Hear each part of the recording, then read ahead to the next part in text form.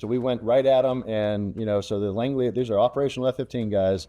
We started like 80 miles, whatever the setup was, and we go in there, we shoot them all, kill them, shoot them again, roll in behind them, and they're like, "Where are you guys at?" And we're like, "We're a mile behind you." And they're like, "No." Well, they look back, and there we are. We're like, that must be an anomaly. Let's do it again. So we did it again, and they're like, never saw us, never took a shot. We killed them all, right? And we're like, okay. Let's try this. Let's go really high and fast. So we went like, 60,000 feet in Mach 2, like right on them, shoot them and roll it behind them, and they don't see us. And we're like, we're talking to each other in eye filter, which is secure. Like, this stuff really works, man. So we did like 8 engagements or something, crushed them. We're just like, we're blown away, Rain. It's like, oh my gosh, we have a monster on our hands here. This is incredible. Northwest to you are like left 0 for 0 and 5. Let's take off. Seat time, Altiera 09, we're clear for takeoff, clear for the airspace. Driver check tip. We're around good on that 3 lap work. Let's off. Check that. I need some. Everyone. Dozer, thanks for joining me on the podcast. Been having this one in the works for a little bit. You're quite busy. We got a lot of things to dive in with your career, and then maybe highlight some of the things you got going on today, which is non-standard. But again, thanks for joining me on the podcast. My pleasure. It's been a while. Looking forward to it. Yeah, likewise. Well, honestly, I really like kind of kick it off with a little bit about your background. Really, what got you interested in aviation to begin with? Where did you grow up, and how did you kind of get down this path to flying fighters and flying big old flat planes today? Yeah, heavy metal, right? Heard that term FedEx, and I said, "Oh, that sounds kind of cool. You're flying heavy metal now." Yeah. Born and raised in Florida. The flying gene, I never really knew what that was initially. My mom told me when I was like 2 years old, I used to scream at her unless she'd take me to the airport, and then I'd sit and watch airplanes, and that was what I didn't need to pass fire. I needed to sit and watch airplanes, I guess. I don't know. I did find out that my biological father flew helicopters in Vietnam, so maybe there's a little more to it. And my grandfather on my mom's side flew little airplanes growing up, but he never told me that. He stopped later on. So I guess there must be a little bit of that flying gene in there somewhere, because that's just all I've ever wanted to do. It was like a natural thing.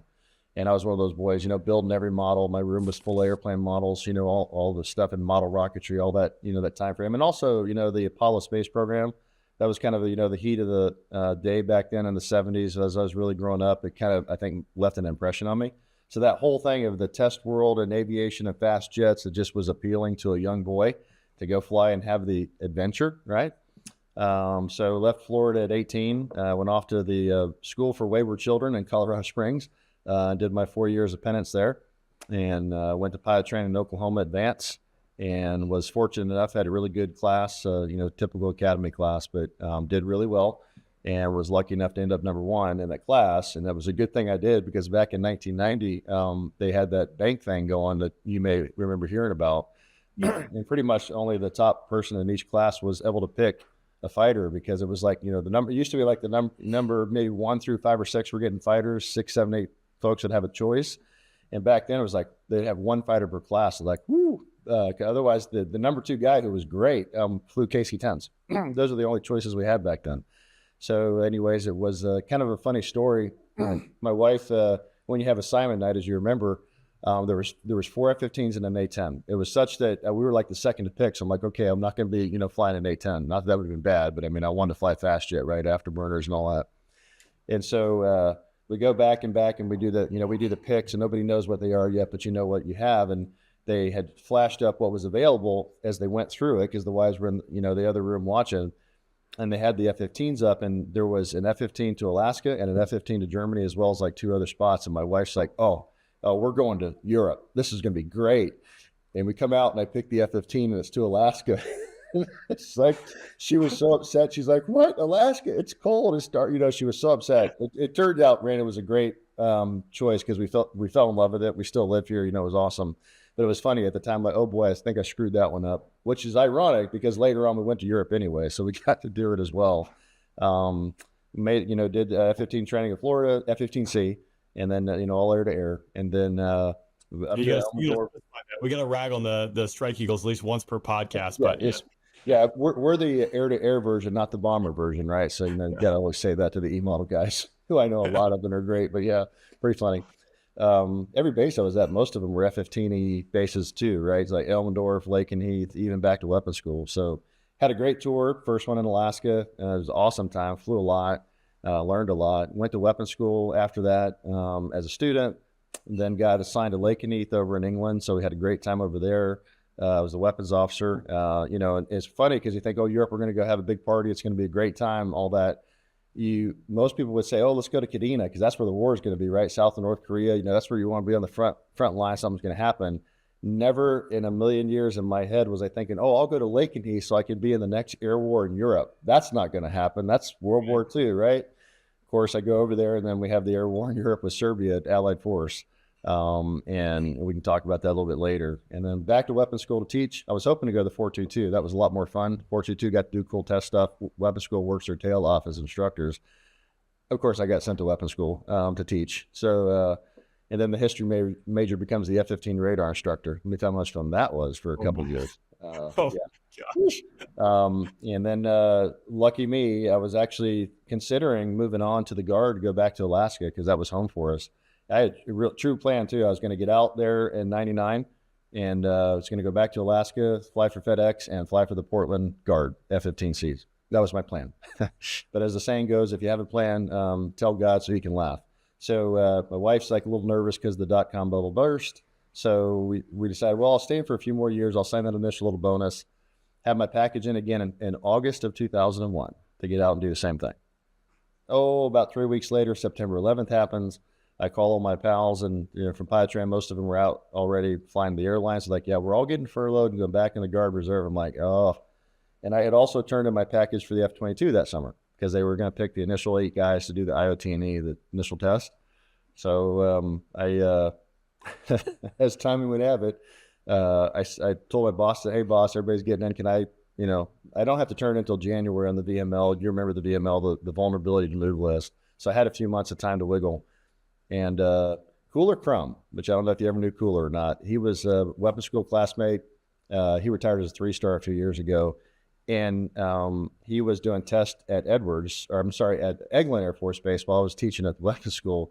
He comes in on like December 6th and he's like, hey, with a bottle of wine, he's like, hey, would you like to go fly Raptors with me at Edwards? I'm like, what are you talking about?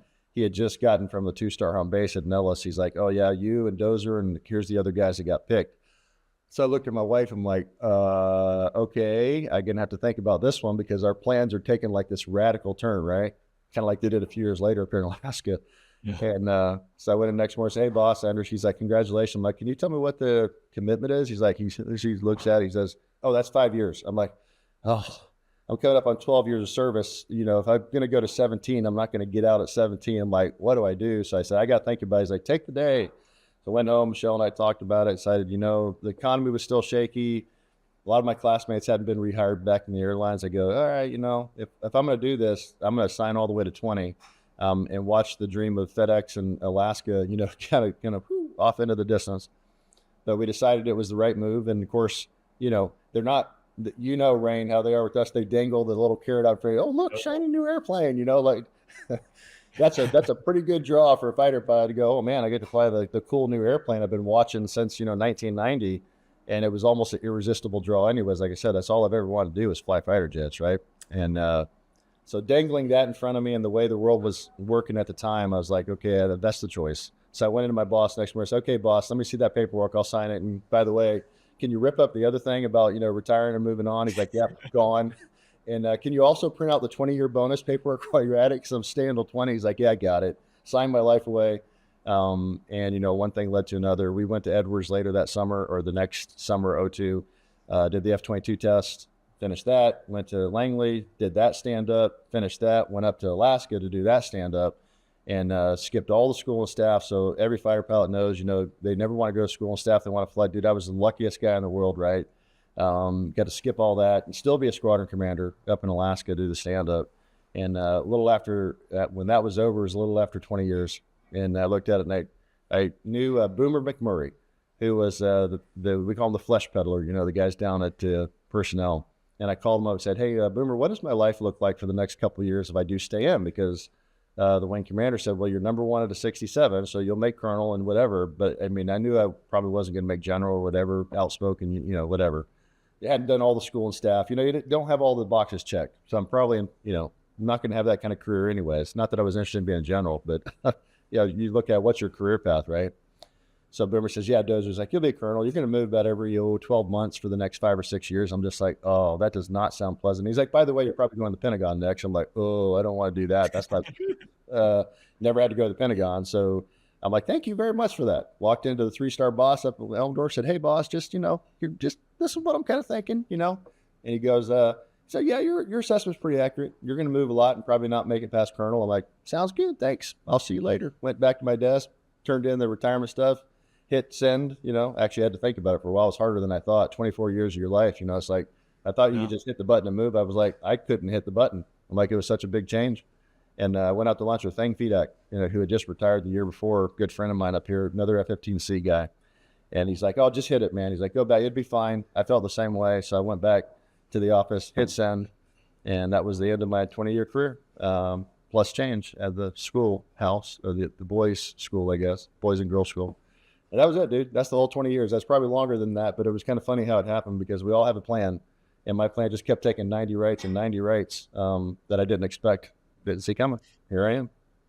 It's one of those things too. Well, we got a lot to talk about, but on that thread, still navigating it, right? But I found that saying yes, or you see doors that open that you didn't anticipate, you walk through a new doorway and there's a whole new set on the other side of the hallway that at some point you're going to get across the hallway and have more opportunities that you didn't anticipate. I look back now, 10 years ago, 15 years ago, like I never imagined any of the things that would have transpired in my career up to this point.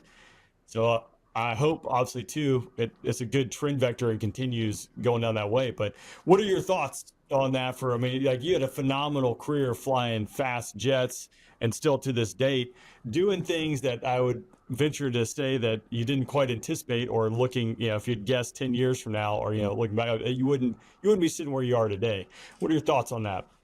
Good point. I think all of us dream of, glory when we're younger, right? It's like, oh, go to war, and then you get to see it later. Like, okay, well, I did it, but I don't recommend it, right? It's like one of those things as we get older and a little wiser, but it is for the young, right? I mean, that's where you're fired up and engaged, and you go out and as Dr. Peterson says, have your adventure, right? Young men and women should look at that, have your adventure when you're younger. And so, like you said, I did not anticipate many things. I mean, I thought I would go out, have a career, fly fighters, go train, travel around the world, do the TDYs, the temporary deployments, and that would probably be the end of it. Like I said, things like, going to war in Europe, never saw that coming, right? I mean, we all did all the no-fly zones over Saudi back in the 90s and 2000s and all the little, conflicts that we had. But, seeing yourself as a weapons officer leading a squadron into war over, out of Italy, in the 1990s, I didn't see that coming. Amazing in its own way, not the war part of it, obviously, because there's death and destruction. It's not a good thing, but you certainly, I guess I put it this way, and like you said, a lot of people that have never worn a suit won't understand that. It's not that I think most of us desire to go to war, but it's like you train your whole life, right? And it's like you're training your whole life on the football field, but you never get to play the game on Friday night, right? There's a part of men and women that serve that almost have the desire, I think, maybe to prove yourself, to go, if it happens, I want to go be a part of it. I get to go prove my worth, my skill, because that's the ultimate Super Bowl for us, right? Is to go to war and show that you can actually do the mission. I don't think there's a whole lot of people that, desire to go out there into combat and get shot at, but I think there's this innate desire to go to prove yourself, right? Say, I've been there, done that. So that was actually just one of those things I didn't see, but it was an amazing experience in the sense of what we got to see and do. And to lead men into combat, and be, oh, by the way, the first metal jet crossing the line into a hostile country was, that you just can't buy that experience, right? To be able to say and look back and do it. And then to think that, not only did I get that chance, right, as a weapons officer, because that's like your goal. And how many F-15C guys have gotten to shoot down airplanes, right? I think I'm the last actual MiG killer on the F-15C side, at least from the academy and for weapons school. So it's one of those things you look back and not much has happened since that time frame. So it's interesting from a lineage perspective. And then to have a chance to go fly the F-22, like the 5th generation jet that kind of changed the paradigm. It wasn't just like the evolution of stop with Camel to P-51 to F-36 to F-4 to F-15. It was like it kind of stopped and the paradigm shifted. It was like everything is all new. The tactics are new. It's not the same. And to be a part of that on the ground floor and to get to see and do some of the things that we'll talk about, in a minute, I guess, on the F-22 was just, it was incredible. So if you would have asked me, Rain, when I was sitting at the academy struggling to keep my eyes open and, electrical engineering 101, that I would have gotten to see and do what I did, I could have only imagined, and I would have fallen far short of what I was able, like you and many others, what we got to see and do that most humans will never have the chance to do. It was absolutely incredible. I can't even, we could talk, as you know, for hours about each little experience, but it was beyond anything I ever imagined it would be. Much better. Yeah, interesting too on that piece. One, I thought probably the same. I think that you want to prove yourself. Hey, I want to go to the Super Bowl. I've trained my entire life. By the time I was kind of rolling into it, there was a time period where Iraq and Afghanistan were kind of winding down. And you're like, I've missed it, right? It turns out that's not the case, right? And we've just been continuously at war for the last 25 years, whatever. Yeah. But the perspective also, that's another conversation for another day. My perspective, once I got to go do that, my perspective about it, especially now, is a little bit different than what it was back then. But I think your analogy of being able to go out there and play in the Super Bowl, what you trained for, and kind of prove yourself for all the days, all the hours you poured into it, is a really important thing to recognize and understand going about this. I would like to kind of pivot a little bit, and we'll go out of order. We got a lot of Eagle stuff to talk about, but you talk about that capture of the Raptor and having that Raptor carrot dangled out in front of you, which I can imagine was a huge carrot going to fly, the new shiny toy that we've been seeing, been talked about in developments. I mean, actually, as a kid, I had the YF-22 little model that the model had the little air data probe test off. That's how new it was. And I'm curious, just the transition to that to begin with. One, was it all Eagle guys? And two, walk me through going out to Edwards, what the spin up was like. I have no idea. I imagine you're getting plopped into a brand new plane. You probably got some Lockheed test pilots that are helping you guys transition through. But what was that like? Pretty exciting up front, because like you, even at the academy back then in 1989, 1990 was the fly off between the YF-23 and the YF-22. And I remember it, and there was a part of me going, man, I wish the YF-23 would have won. The reason being, you just looked at that jet, and it looked like this space age alien fighter. That was just the coolest thing.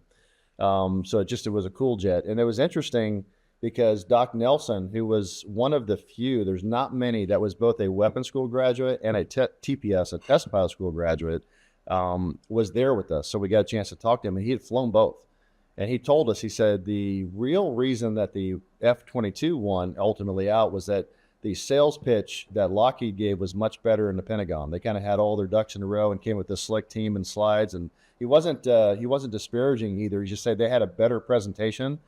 He said that McDonnell Douglas and the guys working on the YF-23 knew they had a better product. It flew higher, it flew faster, it had more fuel, it had a bigger internal weapons load. Had a few problems with the kind of V-tail shaking, but the stuff, just like the F-22, we always fix it.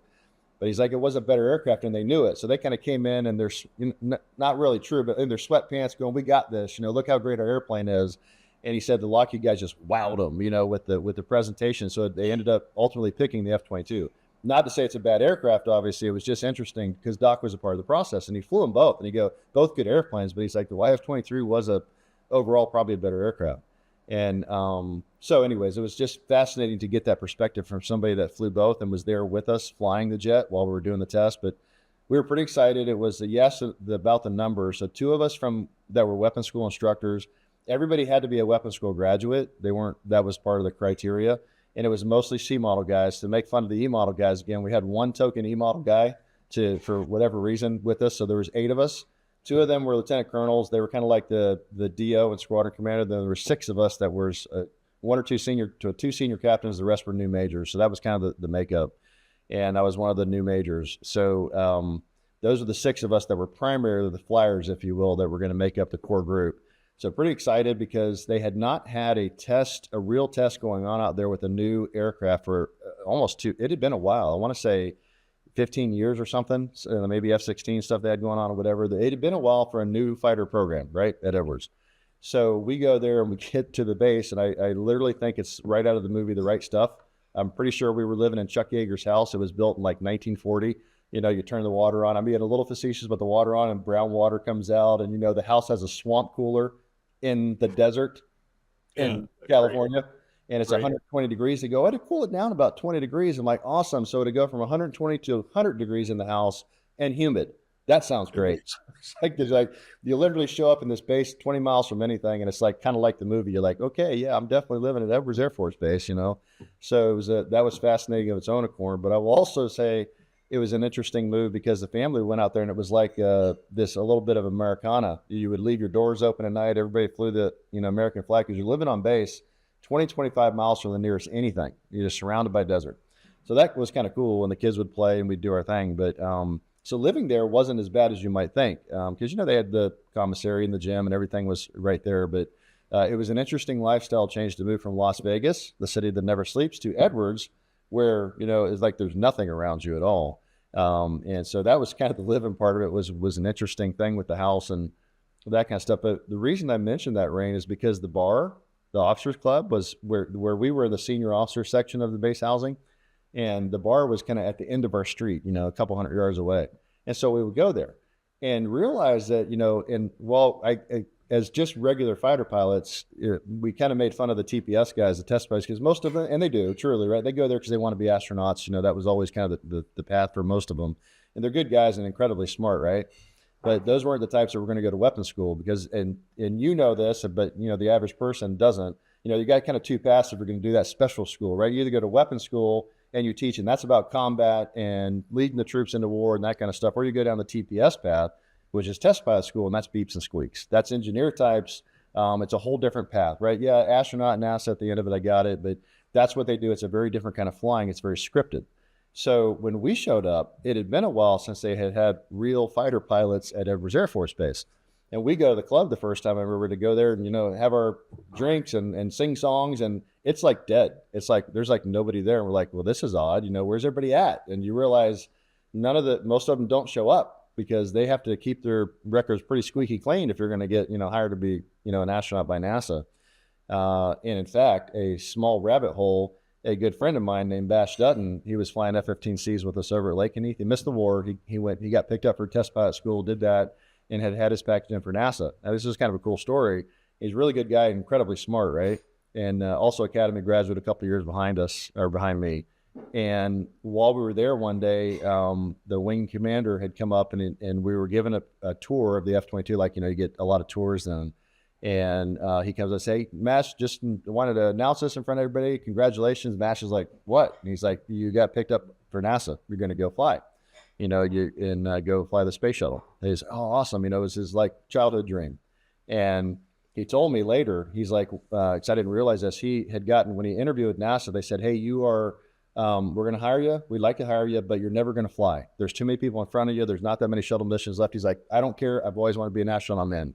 Mash ended up flying the shuttle twice. And he was the aircraft commander, the commander, whatever, on one of them. So for the guy that always wanted to do it, he not just once, he got to do it twice. Pretty cool story. And he's a great guy. But so therefore, imagine if he said no. Right. Like that's like another, again, back to how you kind of started it, right? Yeah. You never know what's going to happen, right? So as you had said, as the fable goes, for want of a nail, the kingdom was lost. You never know what little decision will drive it. Yeah. So anyways, but we got to make fun of them, right? Because they're test pilot guys, and we're operational tests, and that's the difference. Operational test is all about taking the aircraft and how do we fight with it? How does it work? The systems, right? And how do we go out and do our mission? And the TPS guys have scripted cards, and they do what the engineers tell them to do, and because that's what they're doing. They're testing each little individual thing on the aircraft, and each has its part, right? They make sure the aircraft works right, and we figure out how to fight with it. That's the difference. But they hadn't had those types of pilots there, like I said, in a while. So back to the bar story, we go, oh, whatever. We're like hopping behind the bar and serving ourselves. We're figuring out how to open up the thing to get the drinks out, the beer, and then we got in trouble the first night. Typical fighter pilots, right out of the right stuff or something, because we would, I think, taking the lock off or whatever on like the thing where the stuff was, and the wing commander's like, "What are you guys doing?" And one of the IOT&E gals at they called the CTF, the Combined Test Center, There's 4 big buildings, and it had a really cool lineage because it goes way back in history, and it had like the F4 test was in that building, the F-15 test was in that building. Here we are at the F-22 test. So you go back and look at the pictures, and you're living history, right? It's really pretty cool when you go back and look at that lineage and think you get to be a part of it. And but one of the gals that had been there a long time, she's like, I remember the quote. She's like, "Man, you guys are a different breed," because we come in, they're so used to the polished, TPS guys, and here comes this group of fighter pilots that are like, being fighter pilots, and so it was a little bit of a different story, but we ended up getting along pretty well with everybody and liked it, and that was an interesting note too, because some of the people had been there for like a decade. Because as you know, the F-22 program kept slipping. It was supposed to be 94, then 97, then 98, and we didn't do the actual test until 2004. So there are people that have been there for a decade plus that were waiting. Like we had an airspace scheduler that had been there for a decade. They hadn't scheduled a single thing because they're just waiting on, the whole test to take place, right? And I'll give you one more really cool story on this one that was interesting of the people, because the people are a lot of the story, right? A guy named Doc Melville, John Melville, nicest guy, big dude. He's got that, literally, as we always say for a joke, 800-pound brain, right? Just smart. He had 2 patents on the F-22, to give an example of how much he had done for the program. Almost his entire professional life was spent on the F-22 program. So the very first mission, Bangor Newton was, and he was one of the 8 of us out there. We were trying to fly the jets, and they just weren't working. They weren't working. The software wasn't working. We had taken our own bets internally amongst the 8 of us. It was split 50-50 of whether the program was going to survive or fail. Not because the airplane wasn't capable, just the ability of them to make the software work and get over the hump before Congress said, enough, we're not spending more money. So Bangor and I happened to be there this day. And we had, it's funny how the amount of money that they spent on it. We had an F-15 unit, I forget, like maybe 8 jets or something, or 10, over at Nellis waiting on us. Like they were just in standby. If we were ever going to get jets flying, they would launch and we'd go, do the mission. Well, this morning we get in, and for whatever reason, everybody else was gone, TDY, doing something. Bangor and I were there in the CTF, and we were all briefed up, right? We were all kind of ready to go, and we knew what we wanted to do to go out and test the aircraft, because we believed, it's funny, that the stealth, you're like, that's the simulator, and we go do the air combat sim in Atlanta, and that works really good. Is the jet really going to work like that, right? Because you're like, no, it can't really be that good. So anyways, we were, we're all kind of suspicious of how this is going to work in the real world versus the simulator. So Bangor and I are there that morning, and they come up, they go, "Hey, we got 2 jets. They're working, and they're talking to each other." We're like, you guys ready to fly? We're like, "Oh yeah, we'll go." Because none of us had done more than just one single ship flight with an F-16 test jet chasing us, to get our time in the jet. And so we're like, we're ready, we'll go. So we did a quick brief, called the Langley guys, had everything set up, ready to go. So we launched, and the jets were working, and they were talking to each other. So Bangor and I go up there, and we have a KC-10 on both sides for the 2 of our jets and like the 4 F-15s, right? So we had tons of time. We were out there for like an hour and a half. We get out there like, what are we going to do? I don't know. Let's just go straight at them and see what happens, right? And so we did. So we went right at them, and so the Langley, these are operational F-15 guys. We started like 80 miles, whatever the setup was, and we go in and we shoot them all, kill them, shoot them again, roll in behind them, and they're like, "Where are you guys at?" And we're like, "We're a mile behind you." And they're like, "No." Well, they look back, and there we are. We're like, that must be an anomaly. Let's do it again. So we did it again. And they're like, "Never saw us, never took a shot. We killed them all," right? And we're like, okay, let's try this. Let's go really high and fast. So we went like, 60,000 feet in Mach 2, like right on them, shoot them and roll it behind them, and they don't see us. And we're like, we're talking to each other in iFilter, which is secure. Like, this stuff really works, man. So we did like, I don't know, like 8 engagements or something, crushed them. We're just like, we're blown away, Rain. It's like, oh my gosh, we have a monster on our hands here. This is incredible.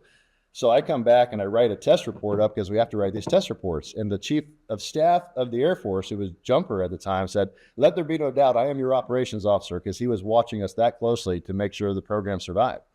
So I write this test report, and before then we had no restrictions, right? It was like we joked after that if you hit the keyboard too hard, they were going to restrict our ability to send the email out, right? Because they didn't want us doing something that was going to be dangerous, because it went out. I mean, wide distro when we, as the test pilots, hit the send. So I've seen the future. This thing is incredible, blah, blah, blah, blah, blah. I send it out. And 2 things happened from that send. The first one was the chief of staff of the Air Force had a little more control over us typing and sending these messages out, right? Although he loved it. He said it was great. They got to kind of, we're supposed to take the emotions out of it, right? And not be so biased, even though after that, I'm like, oh, we have a monster on our hands. The second part was really cool.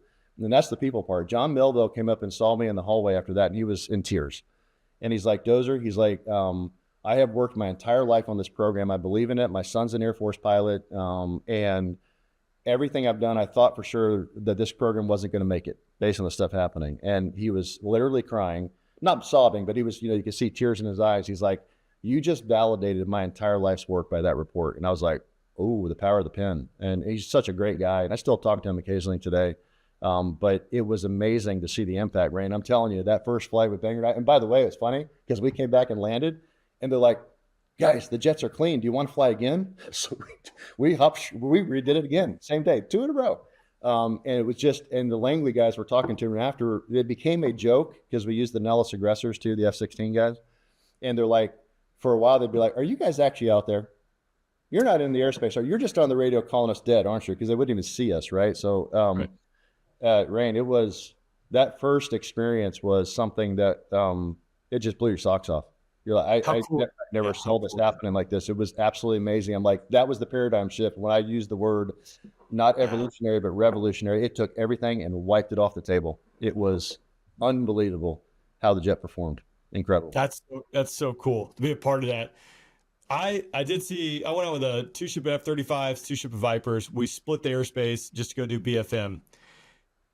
I'll be honest, it was like clubbing a baby seal when it came to BFM with that. And now he had more gas than I did, and I had a Block 50. But after that BFM set, he goes, I'm going to show you what it really can do. We dropped down low. I just, in close trail, zipped around the desert, following this F-35.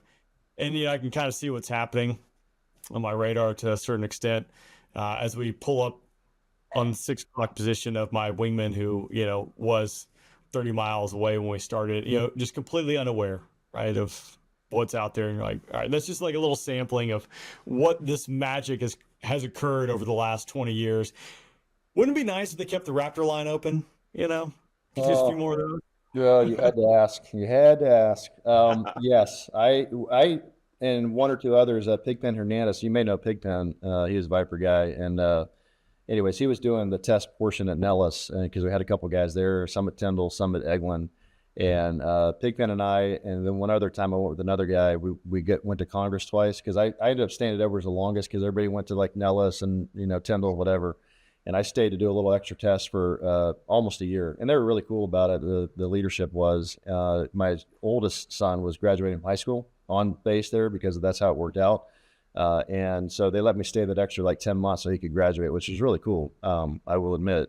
And but while we're doing this, we had to go testify to Congress, to different congressional offices and what, not like, you're sitting in front of the dais on the big C-SPAN kind of thing, but, to different small groups of people to tell them about the F-22, what we saw, et cetera. And, I was very clear with them. I said, guys, that's not how you say it, of course, sir, congressman, whatever, senator. You guys have an absolutely incredible 5th generation jet. There's nothing like this thing on the planet right now. I know that people are working on stuff. If they get close to it, it's going to be a long time, but this jet is in a class all by itself. And it negates all the other advantages, people have. Even Big Sams and stuff have a hard time with this. You can play the game where traditional aircraft can't get close. And we need more of them. Because that was part of the pitch, right? I go, they initially had like 700 F-22s, then it went to like 356, and then it was like 2 something, then it was down to the final number 187. And so that's just not enough aircraft, because by the time you take out the test and the training aircraft, and we've lost a couple over the years to crashes, you're down to like 140 combat coded jets. That's not many aircraft when we're still kind of the world's policemen and we're having to go out and send these jets out, right? So we need more than that. And that's a long answer to your short question. And wouldn't it be nice to keep the line open? Because now the line's closed. The jigs are gone. For building the parts, the people are off to doing other things. You could eventually restart it, but it would take years and, a lot of money to restart that line. And as good as the F-35 is, because I'm not dogging that aircraft, it's new. We need new airframes, right? Like I said, Vipers, Eagles are getting old. That's the hence of the F-15, X, right? So we have new platforms.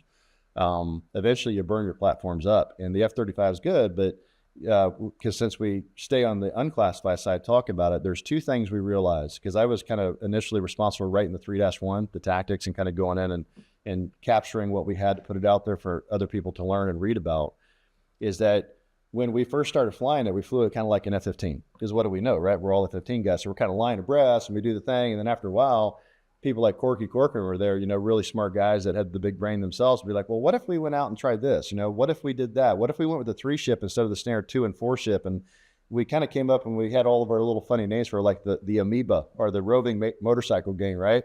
Used to jets being close and all that. And I even did that in the Eagle back in the day. I was starting to teach it as a weapons officer. I'm like, when we did ACM, air combat maneuvering, like 2v1s where guys would come in as you're teaching in those building blocks. I'm like, why are we always like 2 miles apart, a mile and a half apart level where everybody can see us? I'd come in like a block above or a block ago or below, start teaching guys, and they would never find both of us. So the other guy could go engage. And I'm like, we're so stuck in our paradigm sometimes that the test thing was interesting because we all learned how to step out of that bubble. We started thinking about, well, what about this and what about that? Where before you never really did too much of that.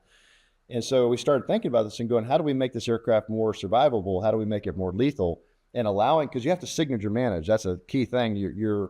Every aircraft produces some radar returns, but you manage those with the stealth aircraft. You absorb some of it and you send it in certain directions for the rest of it. And you know what that is so you can manage, right?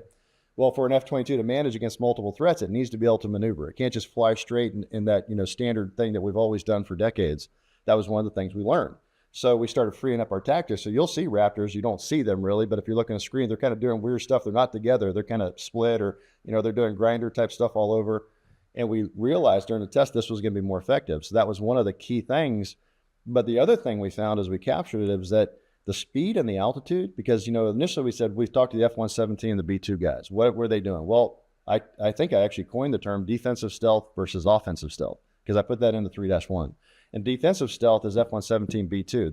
They're bombers, essentially. They fly their lines to manage their signature. They don't want to be seen, because if they can be seen, somebody could go up and shoot it with a gun, right, and take them out.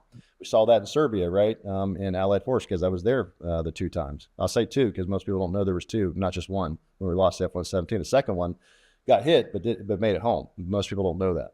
So defensive stealth. And we realized, man, this is offensive stealth. It's like this thing goes out and attacks. It's not hiding. It's going to use the stealth to break the kill chain where people can't shoot at it, but it can now, with all of its sensors, go out and find them and shoot back. Big difference, right? And so that was that part of that revolutionary change. But here's the point, the end of it, Rayman, because this has been a long segment, I know, is that the speed and the altitude mattered as much as the stealth.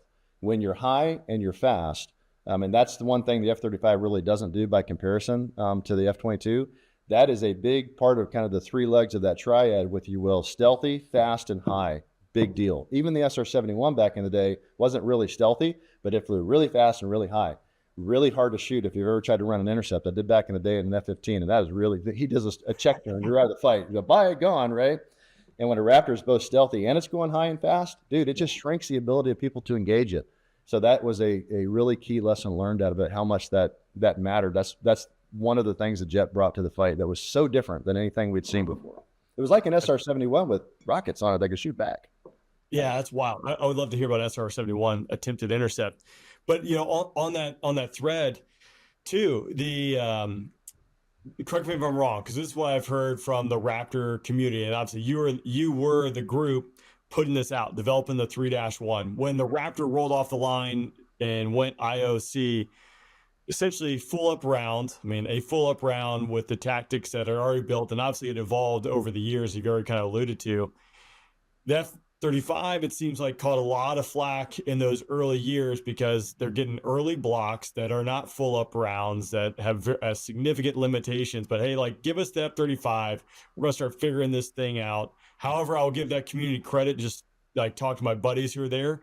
It seems like they quickly captured the mindset of, you are now an F-35 pilot. It's not, hey, I was an A-10 guy, or an A-10 guy or an F-16 guy. Now, obviously, naturally, those communities came in and there's holdover to it, but they really tried to embrace it. Because again, I did walk into the vault in Tyndall and I see chalkboards and whiteboards. I'm sure there's still chalkboards and whiteboards there, but holdover from hopefully. The most painful WIC TI as a red air there, the magic like 8 chalk holder, everyone's like, this is impressive. And between each finger, the different colors. I remember well. Yeah, here we go. But those early days of the Raptor and building that 3-1, because again, you guys were that community. I would like to again dive a little bit further into what was it like kind of day to day.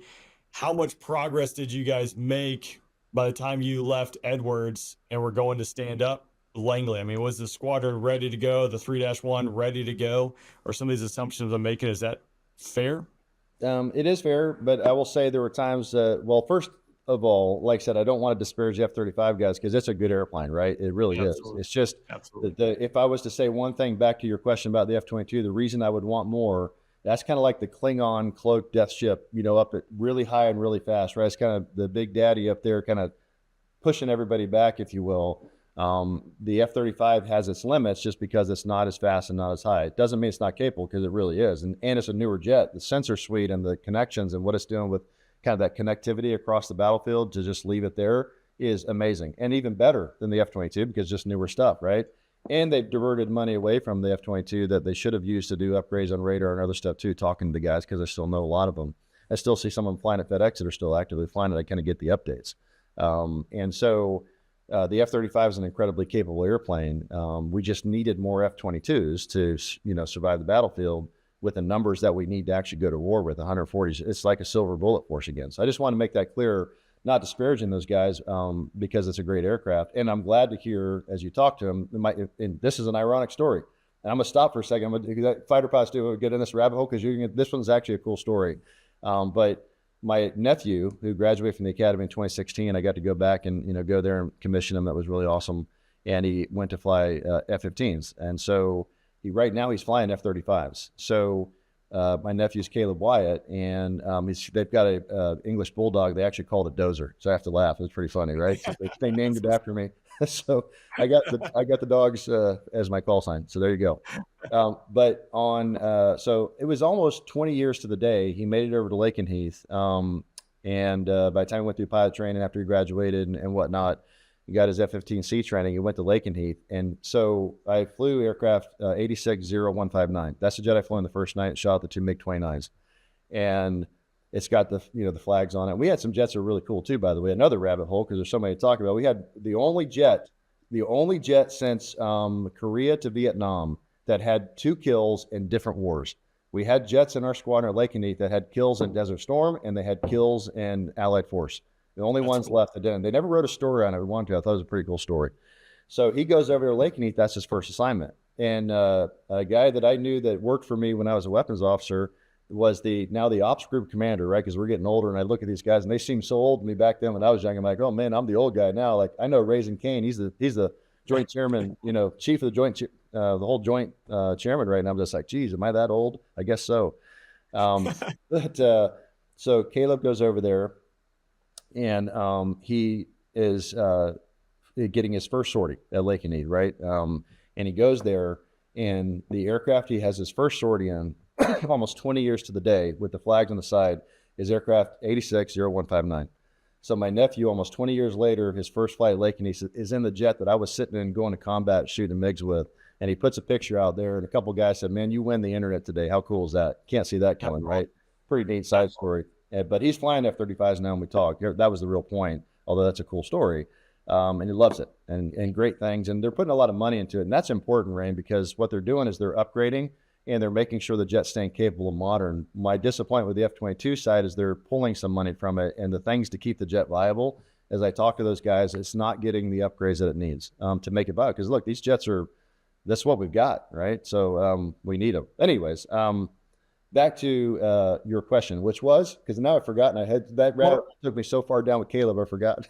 It's kind of going with the transition, and hey, by the end of the time you're leaving Edwards, is it a Philip Brown? But I mean, also to that point, like again, I think the F-35 is phenomenal. Like when I flew doing some of the fighter integration with it, never more lethal than flying around with an F-35 because of the situational awareness it brings to you in a 4th generation fighter. And also the game is changing so rapidly right now. Just like talking to my buzz, you're like, eyeballs are huge, very complex problem sets out there. And then too, on that, like having multiple tools in the tool chest to go out there and solve different problems, I think is a good thing.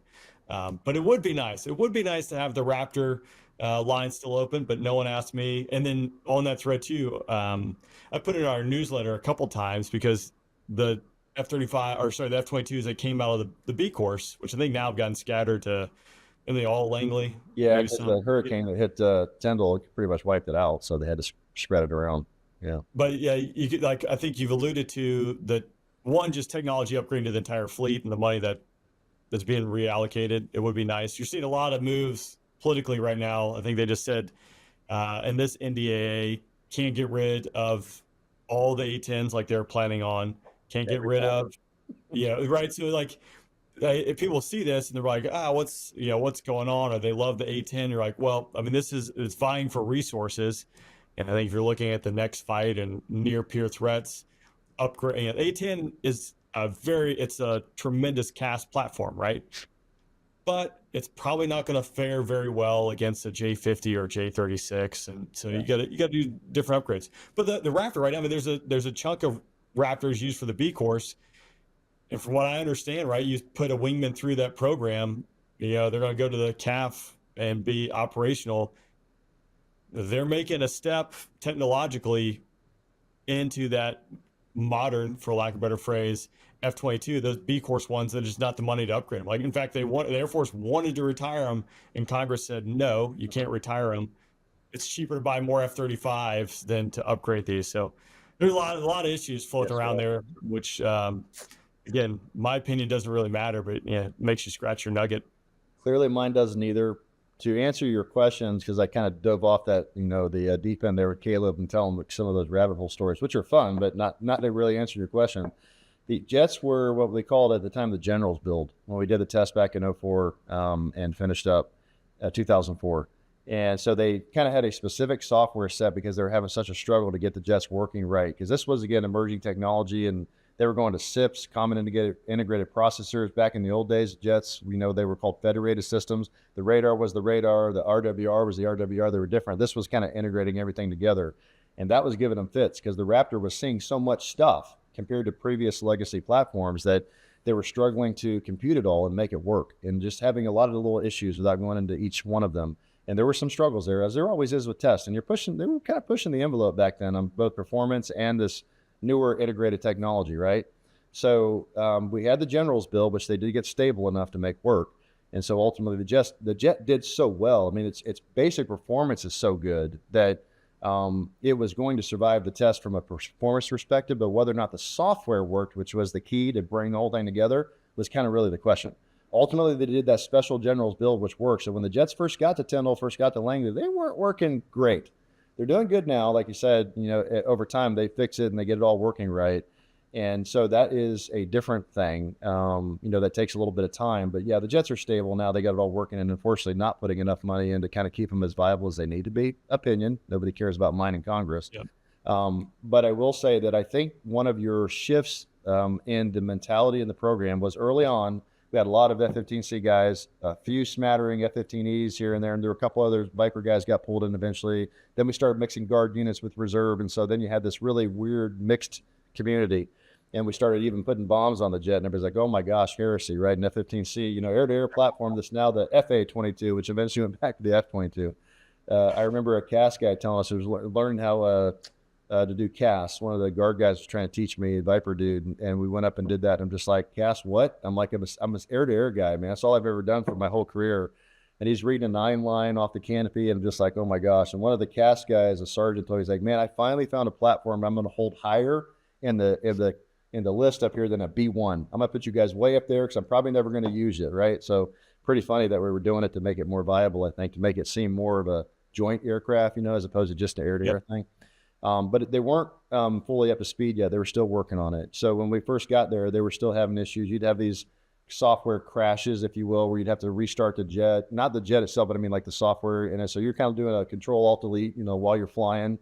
Early on, but it got better. And then after a while, it was very stable. Like I said, the basic software or the performance was so good, it didn't really matter. And you could take a lieutenant, I used to say this, I think I briefed this in college, I said you could take a brand new lieutenant, put him in an F-22 with very little training, brand new to jet, put him against 4 highly experienced F-15C guys that are weapons school graduates or even instructors, and he's going to crush all 4 of them. They're never going to see him. He's going to kill them all. I mean, that's how good it is. That's how much it changes the game.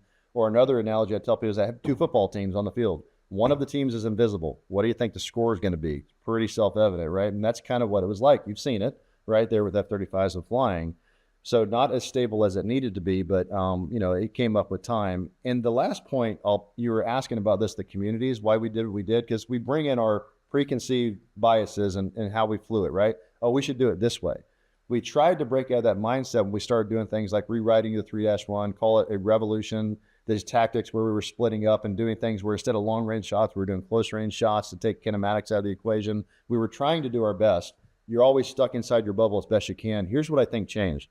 We eventually started putting in B Corps students, right?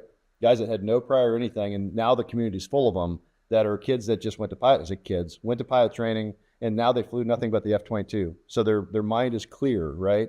And you're seeing that now even in the F-35. So we're getting a more pure community in the sense of they don't have anything else to taint, what they think is tactics. It's all F-22, it's all F-35. And I think that starts to change the community such that it becomes more, I don't know what the right word I'm looking for, but you know what I'm saying. It becomes that kind of thing where that's all they think about. And then how do we make this work? And I've watched the evolution in tactics. They've done a whole bunch of new stuff as they think about it because they don't have anything to taint, what they bring to the fight. So it took time, as it always does. And I know some F-22 guys went to the F-35, which I hope helped just because they brought in that mind shift. They were already in a 5th-gen aircraft.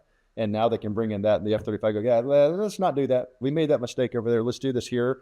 I hope that helped accelerate because I know a lot of the tactics and the thought process were able to be transferred that we made those mistakes and learned. So I'm sure that helped at least a little bit. And it's got different missions, right, too. It does a lot more air-to-ground stuff. And the sensor suite is a little bit different. So takes time to make it work, but it is a true story, by the way. Like I said, you go out and take a lieutenant, and do you really need to train the guy that much? Because the aircraft is so good. I mean, you know what it is, brother. You're a Viper guy. I was an Eagle guy. And it takes a while to get really good to be the sensor operator in your head. And, some guys never get great. Some guys get great at it. But it's a hard problem to take all of that stuff in the battlefield and the comms and do a good job, right? In the F-22, you're just sitting up there 50,000 feet circling going, yep, I see everybody. Nobody can shoot me. Kill who I want to kill. Blow them up. Do your thing. And you're like, I mean, I'm simplifying it, but it's almost that easy. One last side story. Corky Corcoran and I did a test over a red flag. Not a red flag. I'm sorry. A weapons school ME. So kind of the whole package, right? We bring everything in for that big fight over the Nellis Ranges. And we said, hey, we'd like to go up. We're just going to hold up above 50,000 feet. We'll be up there somewhere. And we're just going to orbit the battlefield in this big, wide, like 100-mile arc. With all the test stuff on the jets. We weren't part of the fight. We were out of their fight because we were above the airspace, right? And we just held out there for like 2 hours, just circling the battlefield to come back to see what the jets would see, right? They downloaded, dude. We saw the jets were seeing everybody. They were seeing all the ground threats. They were seeing all the air threats. They had the whole picture. And in fact, the Link 16, which is part of where we were limited up front because the F-22 was out there, but nobody could see us and they weren't getting the data that came along with Bacon and all these ideas to try to take F-22 data to get it to you guys in Vipers and Eagles and share, right? So we had this, because we had all this great data, but we weren't sending it to anybody. We would turn off the Link 16 that we could receive from AWACS because it was too latent. There was too much of a delay from what all the intel stuff was seeing and pumping to us. We were getting such real-time information right on top of the threats that we're like, oh, that's old information. So we just turn it off because the jets were that good. And we came back and downloaded it, and Corky and I were like, oh my gosh, this jet is just literally seeing when the SAMs are up, when they're down, where's the air threats, what's the IDs. And I know the F-35 is even another generation ahead. So it's just, these are the kind of jets, brother, that our compatriots back in, P-51s and F-4s in Vietnam only dreamed about. We were so lucky, almost at the pinnacle probably of just manned flight with aircraft now, because now you're getting an unmanned and aircraft, drones and F-47 stuff. And I don't know, personally, I think we might have been some of the luckiest guys alive to get to do what we were able to do. Yeah, it's incredible. And I'll say, going to a fight with Raptors and then coming back and watching Raptor tapes, and you're like, well, man, that sure would be nice to know. Yeah, just right. A game changer. And then my buddies, well, I think probably echo what you said about the lieutenant, that if you took a wingman coming out of the B course in the F-35, for instance, equivalent to a 4-ship flight lead in a 4th generation platform when it comes to understanding target tactic flow and the battle space management, just because the tools they have available to see them. Now, I mean, there's airmanship, obviously, like that takes years to build and things like that, but still the tools are so good and so intuitive that it really helps. And then also to your point, like if we just look at the news the last 4 or 5 months, obviously it seems like the F-35 has been doing some good work in sync with everything else that's going on there. So feels like they're figuring it out. At least it seems like they probably figured it out, which is pretty cool. So I think we always assume that we were the best and the smartest. And then you kind of forget that the young men and women coming in are just as good as we were, maybe even better. and they'll figure it out and they'll do the job and they'll do it well. So it's always funny because well, I walked uphill, to school in the snow both ways every day, right? And no, don't take away from the younger guys and gals because they're doing a fantastic job. And like I said, they're maybe smarter than we were, and they have some amazing tools at their fingertips. Things that, like I said, dude, when I went to war in the Eagle over Serbia, I would have liked to have had a data link. I would have liked to have had some of the stuff that jet saw and the ID stuff and MVGs and all those things would have been nice. Then I don't know if you remember, because the Raptor was all set up for MVG stuff. That was actually pretty amazing because we did goggles and all that. None of that I had to go to war back then. We literally had our radar and air-to-air TACAN to know how far away your wing was. That was it. And those poor guys were hanging on, and they tell that story where I'm all over in Serbia, and poor Mano Steele's just doing his best. He's got like 150 hours in the jet, night one in a hostile country, and he's like, no, he's just following the air-to-air TACAN around, right? That was combat back then and didn't have any of these cool data links and tools. But it's funny when you look back and think about what we would have liked to have versus what we have now and what's available. It is just night and day between that time and now. Honestly, too, I mean, this was literally last week. I'm flying with an Eagle guy, and he's telling me about the HUD. Like, to this day, I think now with the new OFP, because of the EX coming online, I think the new OFP that's been pushed out for C's, E's, and EXs is same or pretty close.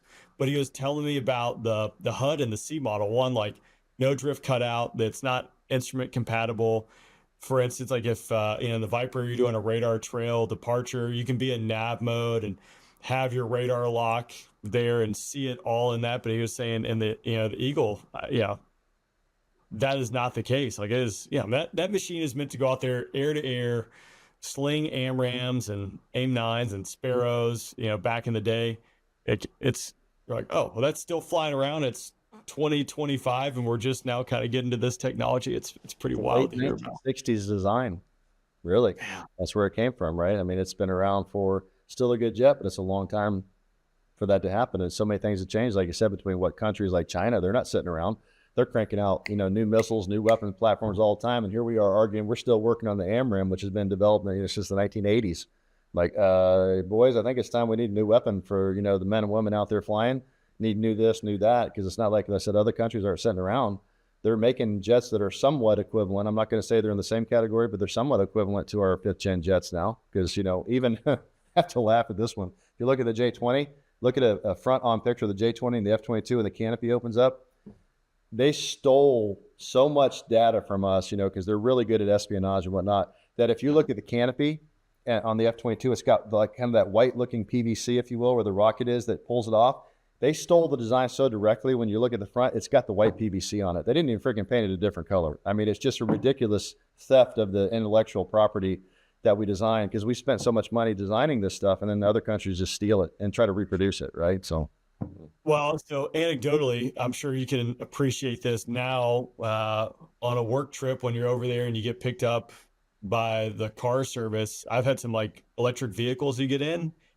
Obviously, I understand the beeps and squeaks, and if this thing is going to last 10 years or a year, but anecdotally, like, you look at the quality and what it is, like, this thing's pretty good. And how I extrapolate that, like, they've had enough time to steal everything, or it's just been handed to them because, hey, you're factory X, Y, or Z, you're going to make this product. So what's naturally going to happen? They have that intellectual property at their fingertips to build widget A, B, C, and D. They can just take that and put it in their own. So with Tesla going there for the first round, I think, again, maybe some interpolation and it might not be some misinformation here, but several of the executives that were there in China for Tesla that ran those factories now run China's EVs, right? Like their electric vehicles. And so, like, naturally, like, well, they just stepped over from here. They took all that information and went and did it. So, it's obviously happening in every sector, right? How far do end days actually go, right? When somebody's out there making millions of dollars or hundreds of millions of dollars, the promise is that back to that carrot, right? It's very hard for a lot of people to say no when you're looking at that kind of money. And, when you're talking billions or hundreds of billions, and frankly, the level we're talking about, trillions of dollars at stake of trade and weapons manufacturing and all the things that come with it. And of course, China's all over the planet now, and other countries are too. I mean, you can't just pick on one, but all have our issues. But it's a real thing, like I said, with espionage and the threat of property. intellectual property, if you will, on the weapons we design. But like I said, you look at some of the countries and they're moving fast. And that's just like the air side of things. You look at the weapons on the ground, the ships, the surface to air missiles that are coming on board, all this. We started to get into drones. I mean, you watch what's happening in Ukraine and Russia on the ground. I mean, trench warfare in the 21st century. That's in Europe. Here we are. It's like World War I almost all over, except this time with drones, literally. And so it's a very different battlefield when you watch and see what happens. I mean, basically, man-pads and javelins stopped the modern army cold, and now they're digging trenches. I mean, it's just some things. As much as, what's the old saying? As much as things change, some things stay the same. Like it just keeps happening again because we're right back there again. Be interesting to get your take, is I think through, right, if we just talk about the drone aspect and how much that has kind of transformed the battle space or caught the eye in the last couple of years. Seeing the F-47, one of the pieces where the F-47 and talking about that is having that open architecture. And I think in the NDA that just came out for this year, some of the changes to the F-35 was manipulate to more open architecture. Because how do you know what the threat's going to be in 10 years or 15 years? I think if we backed up, in the 1960s and 70s, I mean, it was iron for iron, better engine technology, better missile technology, just kind of like stair-stepping your way through it, eventually stealth. And now this game has changed. I mean, again, it's like whiplash. And if you throw all your eggs in one basket to build this exquisite piece of technology that, again, it takes us 15, 20 years to procure because it's just how fast we move. When it finally rolls off the line and is getting ready to run down the runway, is that even going to solve your problem set anymore? No, it's a good point. And I think that it is evolving so fast, and something we can't forget. And when people like Elon that, almost isn't human, like he's way out ahead of the rest of us thinking outside the box and making things happen, there's others. And so when you see that and you look at adding AI to that mix, and you remember that old, I forget the name of it, but there's a name for it, how fast technology was increasing and our information was like every 18 months it was doubling. Well, it's way beyond that now. I mean, that curve with AI is like this. So that's even thrown out the window. We have machines talking to each other. You may remember a year or two ago, there was the one that was kind of spooky where they hooked up two kind of supercomputers and said, talk to each other. And within seconds, they created their own language and they had no idea what they were saying. They had to freaking unplug them because they were so, oh my gosh, what's going on here? Spooked them, right? And now we know we've got multiple AIs, and who knows what's behind the green door, right? As far as actual things that are taking place, because we're only hearing about the stuff they're willing to talk about, or somebody, highlights in the press. So the rate of technological change and growth is scary in one sense, but it is a way that, for what we're doing with things, to where we've got aircraft that are being designed by AI and systems and architecture that are being designed by something, a quantum computer that is doing 100 million years worth of calculations in like 5 minutes. So what does that mean? And when you get to open architecture, and then maybe AI is starting to fly those drones, when we have F-47s, some of them are drones, some of them are controlled by a human, right? I make a little bit of a joke, but not completely, because we all grew up on Terminator, and you're like, well, when does Skynet become self-aware? And they eject all the pilots out and take over, right? I mean, it's somewhat of a valid concern, because there is a point at which humans could lose control, in the sense of AI that is somewhat sentient, right? And I mean, maybe not have a soul, but the ability to think for itself, in the sense of, I don't need you humans anymore, or I don't like you guys, or you're going to unplug me, right? Because there was the one very recently as well, you may have read about, where they were basically trying to shut it down, and it was doing what it had to defend itself, and it was trying to like populate itself somewhere else, which is almost kind of what Skynet did to survive, and they had to like air gap it. I mean, it's a interesting, but it's like, to me, it's like life imitating art. Right? Like we're having movies and they're like coming true. It's almost like we're a self-fulfilling prophecy. But like I said, when you see this, and I have to say this is another rabbit hole, but you get a kick out of it. I don't know if you knew this. Somebody probably just had a really good sense of humor. But we first got there with the F-22, the operational debrief system they call the ODS, where you plug your stuff in and it all comes up on the screen so you can look at all the different displays, what you did. It was called Skynet. So anybody who's a fan of Terminator movies go, really, guys? That's not actually very funny, So, but that's true story.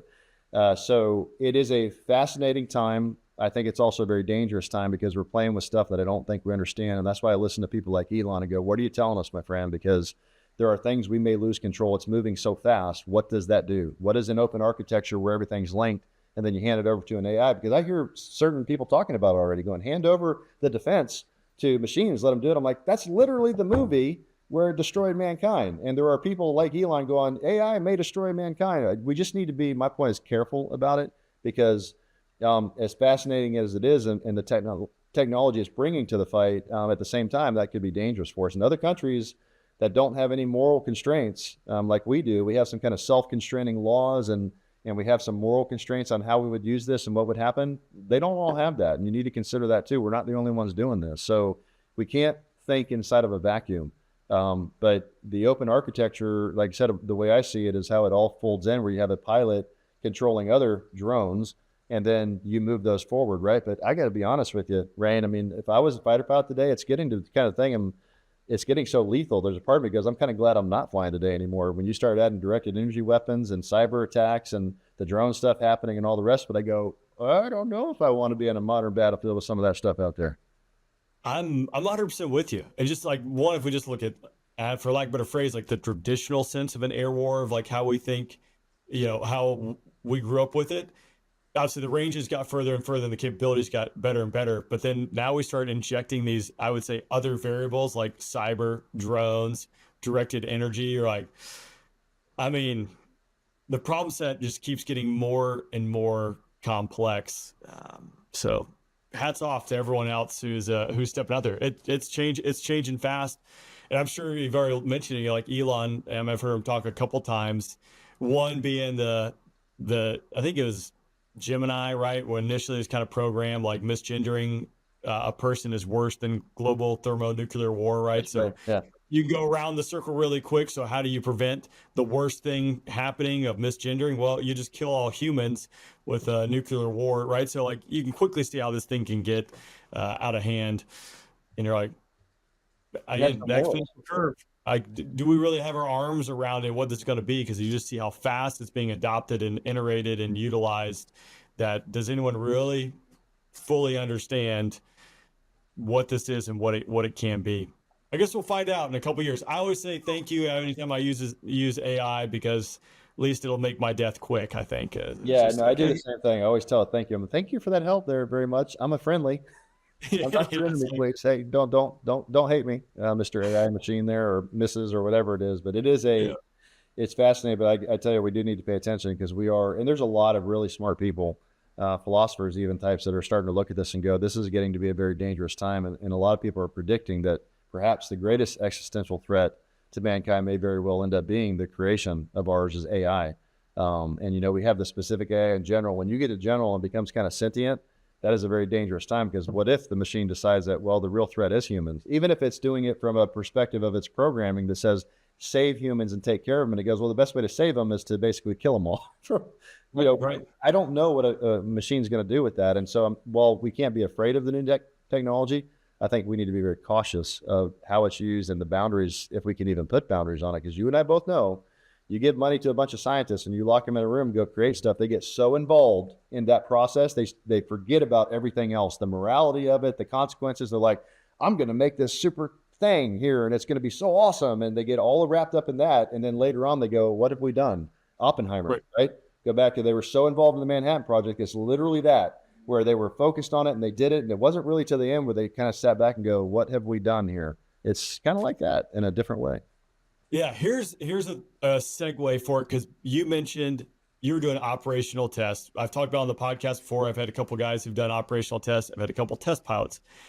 And this might be a good kind of segue to it, because all kind of experienced it with, guys, for lack of a better phrase, who are in the beeps and squeaks, designing something that they think is really cool or would be very helpful. But when you actually take it to the operational side and using it, is completely useless. One example, and a funny one in the Viper, for some reason, so the hog knob switch, which you would engage the gun with to strafe, at some point in one of the OFPs, it's a long hog knob, like a second depress to pull up the reticle to shoot. A short depress will put the map in north up. Like, never a thing in the Viper why you would ever need this. So guys would actually just accidentally hit a quick hobnob and then their MFD would go to north up. It could be day VFR. You could see everything, and like I would be spatial D'd in a heartbeat. It'd throw you so far off. I could see that right now. Why would anyone in their right mind put this feature in here, right? You know, but it was one of those things that someone in a room somewhere is like, oh yeah, we can do that. But you're like, no. Like, undo. How do we do it? So did you see that, like, in those early days, were you really, like, between the OT and the test pilots, was there a lot of interaction in that time frame where you guys kind of given the jets and they were still running their tests? Like, hey, we got to do an AMRAAM test at Mach 1.7, you know, -1G, you know, those type of beeps and squeaks. Was there a lot of integration, or how was it working? The integration, I will say, was really good. We had some really good guys, even the guys that were not F-22 guys that were like, you know, even because we had civilian test pilots there too. And I got to give them credit, man. They were super. Those guys were smart, highly experienced. They were very open. They didn't have that kind of, you know, in the box mindset. I thought, now some of the engineers in the company and even some leadership maybe in the Air Force had maybe lived more inside that box. I thought the guys there were fantastic, and the people and the engineers were so key on making it work. I mean, like I said, a lot of people spend their entire life on that F-22 program because it had been around a while. So they were good. Not only incredibly smart, they wanted it to work. I mean, they were desperately wanted this thing to come to fruition. So I will give them great credit. The people that were the civilians there working, the engineers and others, the test pilots, those types, they were doing a fantastic job, very open. But there were things that happened sometimes that you're scratching your head. You're like, you know, I'll give you a couple quick examples. One of them, so you may know or remember that the F-22, when the side weapon bay doors open, the AIM-9s come out at an angle, right? So you go, one of the things that you get into that thought process of is weight and money when you're developing an aircraft. They go, we're overweight, we're over budget, how are we going to fix this? So they have these little focus groups, and they come out and go, what are we going to save and do this here? How are we going to save 25 pounds there and 50 pounds there to get under the weight? Well, they decided to themselves, like, well, if we shave off the back of the rail here and we do this, then we can save like 25 pounds on each side of the, you know, the jet with the side weapons base, because we can take this off and shorten this arm, and the AIM-9s will just be pointing out into the wind. But hey, the seeker's still kind of looking forward, so it should be fine. So great idea, right?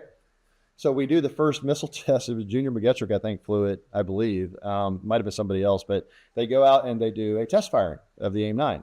Well, there's just a few problems that they didn't think about inside that box. Number one being, when the AIM-9 is fired, where does that rocket motor blast into? Into the weapons bay in the back.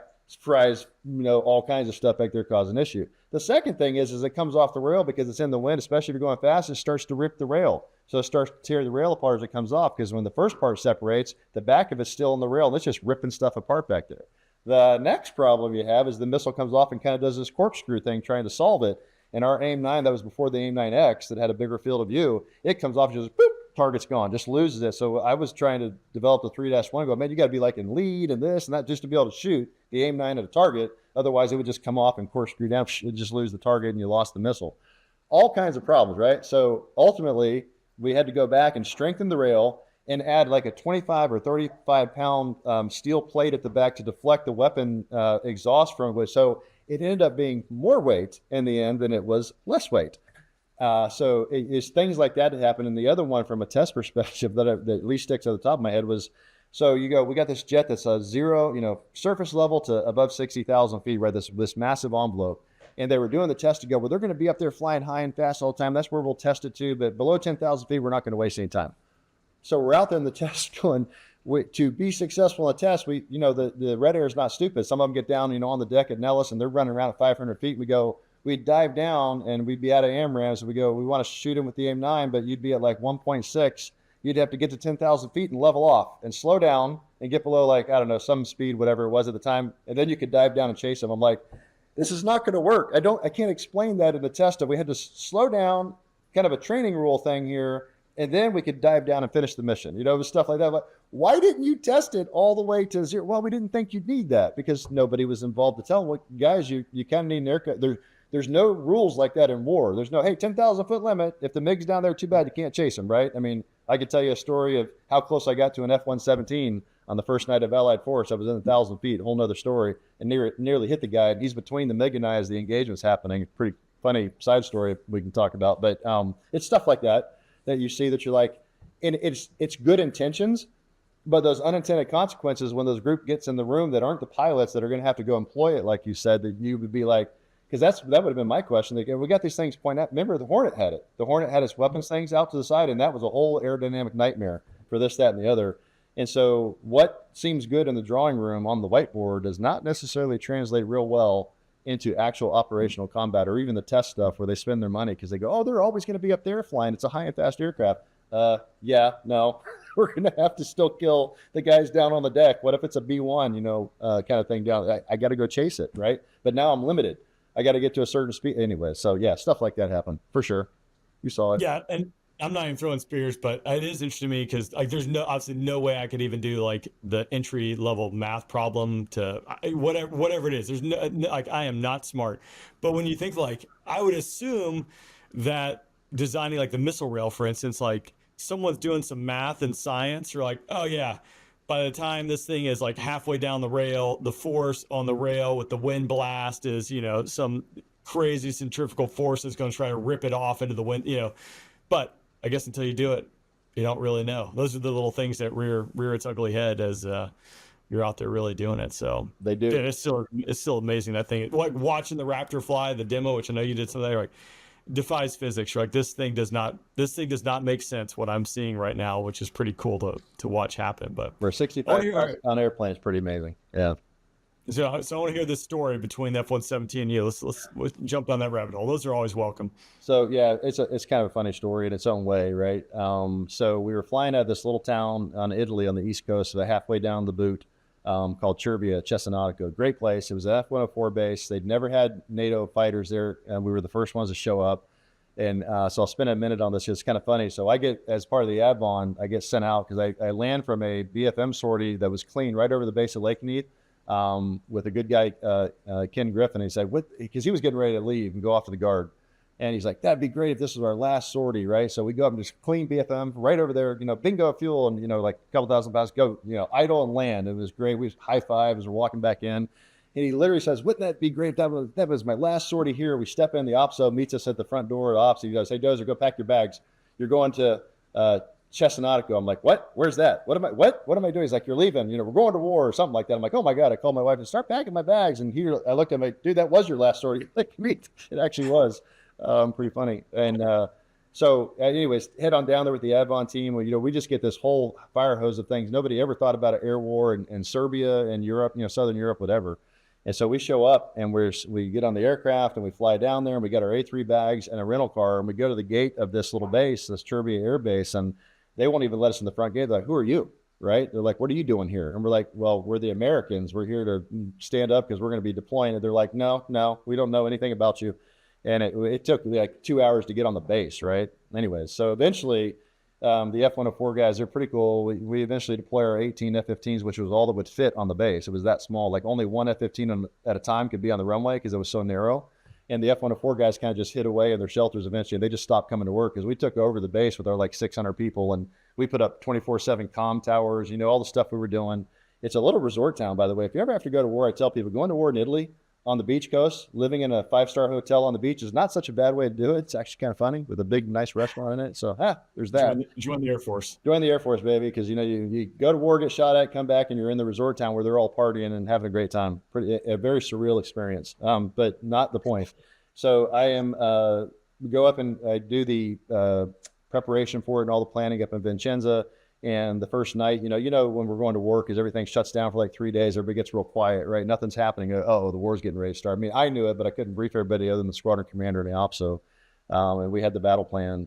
And, jets are all being loaded. It's real somber, another interesting side note, there's so many cool ones. There's this maintenance dude, big guy, Bull was his name, shaved head, big dude, and we're sitting there, and one of the guys, one of the maintenance guys, because you get to know a lot of them, right? I treated those guys like my brothers because those are they're the grunts of the Air Force, right? But they're awesome, right? Without them, we don't do the mission anyways.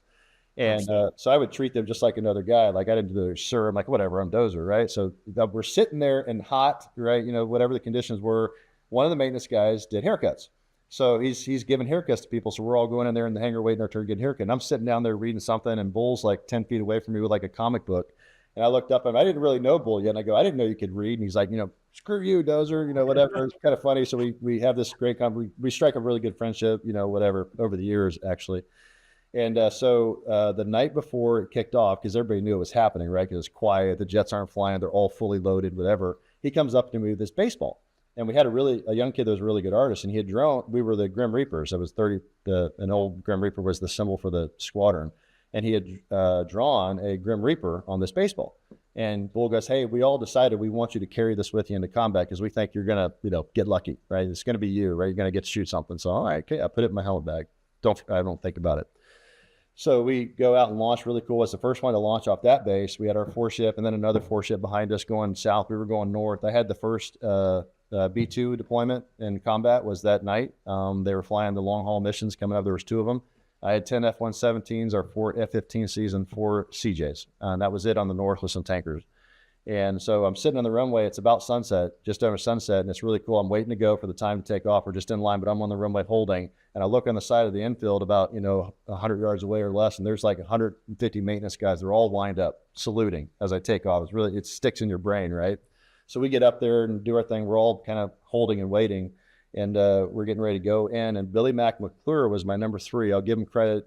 He was number 3. He'd let me lead it because he's like, no, you planned it. You lead it. I'm the squadron commander. He's like, I haven't had time for this. Mano Steele was my number 2. Like I said, a brand new guy, didn't have much time on the jet. And Dirk Triggers was Billy Mack's wingman, had even less time on the jet. So we're dragging 2 really young guys, right? Because we had just enough guys to fill the continuous flying schedule. We're just one squadron. And so it was cool in the briefing too. I forgot to say this, but you've never seen this in your life. It doesn't happen except in combat. When we did the initial brief and we had the maintenance guy come in and I'm giving the overall brief before we all step, and the maintenance guy comes in and gives you, here's what your jet status is. You got I think we had 8 jets, right? He's like, you got 8 jets and 10 spares. They're all ready to go, right? They were just like, just ready to go. It was amazing. So, and didn't even need a spare. So we get up there, and I got to tell you this one because it's funny, because the tankers go, we need this gas and all this stuff. It's great. Everything's planned. I actually knew it was a classmate of mine was the tanker lead. So he's on the radio saying Dozer. I'm like, shut up, dude. You can't say my name on the radio. I'm fresh. We're getting ready to go that way. I'm like, shh, because we didn't have the internal comms like the Viper did to talk. So he was trying to talk to me on the radio. I'm like, shut up. So they were a little short on gas. Billy Mack, as my squadron commander, number 3, wasn't too happy. But anyways, off to the races, we pushed across the line. I think I said it. We had 4 F-15Cs, 4 CJs, F-16 CJs, so the harm shooters, and then 10 F-117s behind us. So that was the wall pushing down towards Belgrade. They had a MiG base there, Batajanica. That's where most of the MiG-29s and some MiG-21s were. And so we pushed, did our thing. So off we go. It was kind of cool. It was one of those really VFR nights, and you could see to the horizon. And I told him to watch because I was watching my watch for timing. You could see the cruise missile strikes hitting, all the explosions as we kind of pushed in. Kind of cool. And another interesting thing was, and this is one of those weird anecdotes that you never train for it, but it's funny. I watched everybody's tapes, and you could see their tapes doing this, rocking back and forth. And I realized what was happening. Everybody was looking for SAMs. And it's something we've never even trained for. And then I realized I'm like, oh, we'll naturally do things that there's a threat, and you're like doing this a lot. And you could see guys doing that all the time that we never did in training because you knew there was no real SAM coming at you. It's funny what your brain thinks and does even on its own. So we get down there to the bottom. It's like a 70, 80 mile push, something like that. And we're at the caps that are just north of Belgrade. We had them separated about 20 miles apart. And like I'm saying, those were nighttime back then, old technology, because we had no MVGs. I meant to tell you that before. It's funny because back in the Eagle, and I don't know if the Viper was like this, it wasn't designed for him originally. She got like this black tape, right? Electrical tape. And you got like 50 strands of it, and you're like pushing it on everything. So the MVGs don't work, right? It's like that kind of stuff. But we didn't have MVGs. We had no data links. We had none of that. It was old school. All you had was an air-to-air attack-in between the 2 aircraft that would tell you how far apart. So your wingman was back there going, I hope you see my radar contact as you're sweeping an air-to-air attack-in, and I'll make the radio calls. That's all they had, these young guys to hang on. So anyways, we get to the bottom. We do 1 spin in the cap. They're like 10-ish mile leg caps. We turn around, and I see 1 radar blip. About 30-ish miles away. And so it's right over Batajanica, the base. We had a IP point on it, and I lock it. 150 knots. Yeah, go ahead. I see you. Quick question. This is day 1 pushing across. That's right. When you were mission planning and the threat brief, what was your expectation in general? Like, hey, this is going to be a capable force. You guys are expecting to meet resistance. Did you have any, I know you had expectations and but what was it?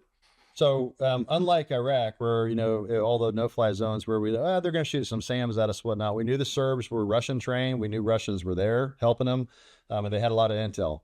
Matter of fact, we had Serbian observers, believe it or not, up in the KAOK, which you that's the guys we're fighting. It's the UN, it's the NATO, it's a freaking mess. Still is, right? So yes, and we had Russian and fishing boats out there watching us all take off, whatever. It's like, yeah, okay, whatever. But anyways. So So yeah, the expectation was this one was different. We knew the servers weren't gonna, they were gonna fly the jets they had. We expected them to shoot the SAMs at SA-3s and 6s was their primary, and AAA. And what we kind of assumed was with the doctrine that they'd probably fly their aircraft, whatever they had available. And I believe they had about 6 MiG-29s kind of on alert the first night. And, their SAMs, if we got inside ranges, because they were moving them. As we found out, we almost never knew where they were actually really good at moving even their SA-3s, which is kind of a fixed site. They were moving those things all the time. The 6s were already mobile, as you know, but they were picking up and moving those 3s so we couldn't target them. They were pretty savvy that way. So we just didn't know what to expect, what the combination would be. As it turns out, the first night and the first couple pushes, they just threw their aircraft up, kind of thinking that was it. And after that, their aircraft didn't fly very much. They would more of the SAM thing, right? That they were used as we get close to targets. And so we expected that we would maybe have the combination. It turned out to just be the MiGs on the first night, on our push at least. And yes, I was the first aircraft across the line into Serbia in the north, Serbia proper. And then we had the southern package that pushed up, like I said, that was all metal aircraft, as we called it, the non-LO package. And another interesting side note that you're going to love this, because like you said, the chaos of war, the fog, and the enemy always gets a vote. The enemy this time was us. So because we had a U.S. only package, right, which was us with our CJs and the LO assets, we did not have a U.S. AWACS there yet. We only had the NATO AWACS from GK. That had non-U.S. people on it. So we were not sharing the U.S. only ATO, the air tasking order, with the AWACS. So when I checked in, true story, to go to our caps in Hungary before we push out, they go, "Who are you?" I'm like, "What?" They didn't know who we were, call signs, package composition, routes. They knew nothing. It was one of the things that led into what happened, because it was utter chaos, because the NATO AWACS guys don't even know who we are and what we're doing. So it's like, it took a while to figure that out. So there was massive coordination issues there with that, because the U.S. wasn't sharing data.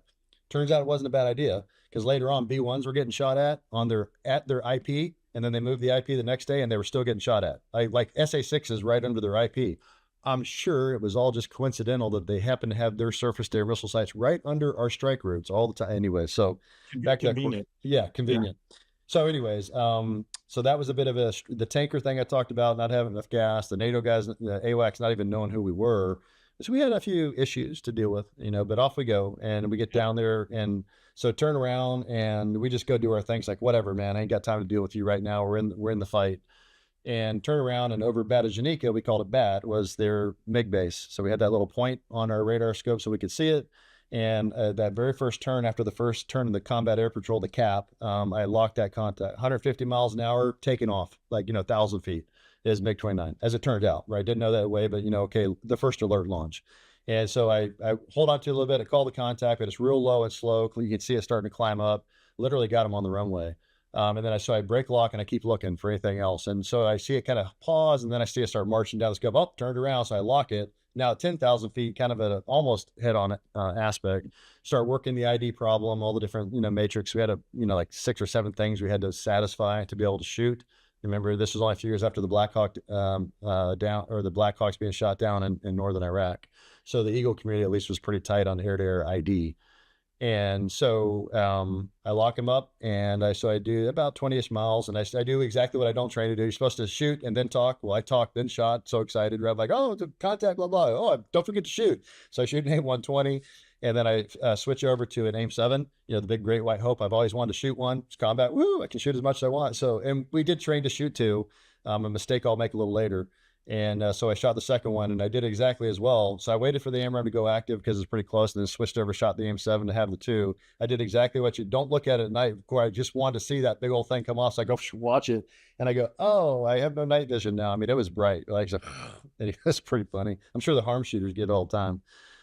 So off they go, and like I said, a VFR night, so I can see Belgrade through the HUD. I'm just kind of flying at it, and there's all the city in the background, and I'm kind of watching the motors while they're burning, and I know he's down there somewhere, and I'm just waiting. Timeout hits, AMRAAM times out, nothing happens, but then the jet goes from this aspect and dives into the beams. I don't know if the missile got close, scared him, RWR went off when the AMRAAM was pinging him, whatever, but he does a good turn, a right turn into the beam, and I'm diving down from about 37,000 feet. I'm now probably about 20-ish.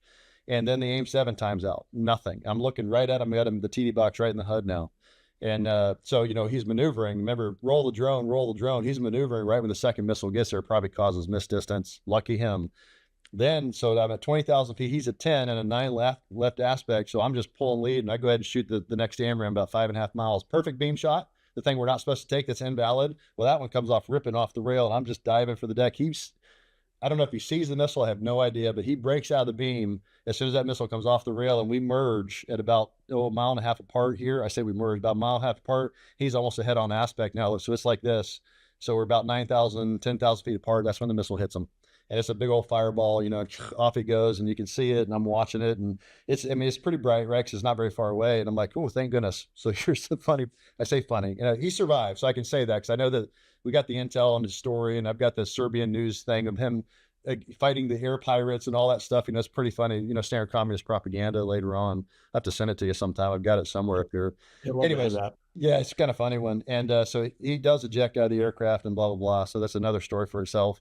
But down it goes, and I'm watching, and Mano, who's my number 2, he sees all this, but what I did not know was that my number 1 radio was cutting out. It was squelching itself, so they weren't hearing much of my comm. And I'm saying bandit, position, ID, all that stuff. They're only hearing the occasional bits from my radio. My number 2 radio is working fine. So Mano hears the whatever up in front of him, and he sees a big fireball. He's like, "Oh no, Dozer just got shot down," because this MiG is there, right? He's finally locked into it. And then I say something about come off left, or when he goes, "Oh, you're still alive," because all he sees 5 miles in front of his big fireball. He has none of the comm. He doesn't know, no data link. And so, but interesting. Here's this part of the story I thought you would find interesting. So, remember the F-117 guys in plan said, "Oh, big sky theory. You'll never even be close to us. Just do what you got to do, right? And get the job done." Okay, fine. So the ops group commander for the F-117s calls me the next night before we go out on the next mission later, the next day, evening. He calls me and says, "Hey, Dozer." He's like, "Yeah, hey, what's up, sir?" He's like, "Did you see me out there?" I'm like, "What are you talking about?" He's like, "Yeah, so, I'm flying along in my F-117 doing my thing, and all of a sudden, out of the, because they got their little antenna where they can hear, but they don't transmit." He's like, "All of a sudden, a missile flies right over top of my cockpit." I'm like, "Oh." He's like, "Then a second missile flies over my cockpit." I'm like, "Oh." And he's like, "Then I look up with my MVGs, and there you are about 1,000 feet away from me, bright as day, because on the MVGs, pulling right at him, right through, as I'm doing that dive, right across his nose, well inside of 1,000 feet, nearly hit him." And he's like, "That's when the last missile comes off, like, highlights everything, right in front of his jet. Barely miss him." Of course, I have no idea he's there, and he just, of course, just flies straight ahead. He watches the whole thing, looks down, sees the MiG, watches the fireball. He just flies right through the whole thing, keeps on going. And I'm like, "Nope, had no freaking idea, sir. Not a clue that you were there. Nothing." And another F-117 guy I knew that I talked to after the war later, he's like, "Dude, it was really interesting because I'm hearing all this, right?" And he's like, I'm looking over about where it is. And all of a sudden, when you hit the MiG into the fireball, he's like, "There's your F-15, like eyeballs." He can see, he's like, "There's your F-15. There's the other F-117. He can see everybody because it's like a big candle going off, right?" I'm like, "Oh, that's good to know." And so anyways, that happens. We go back in the cap, and then I turn around, literally get to the back of the cab and turn around, exact same thing. Lock another guy, 150 knots. I'm like, "Boy, just keep feeding them to me. I got more missiles, right? This would be great, right?" So anyways, he comes off. It's almost like a repeat. This time the guy goes into the beam early. I don't know if his RWR is working better tactics, whatever. So I can't ID him. I'm stuck up high. This time I don't dive. And so he's kind of driving north, and we got 8 F-15s and 8 F-16s.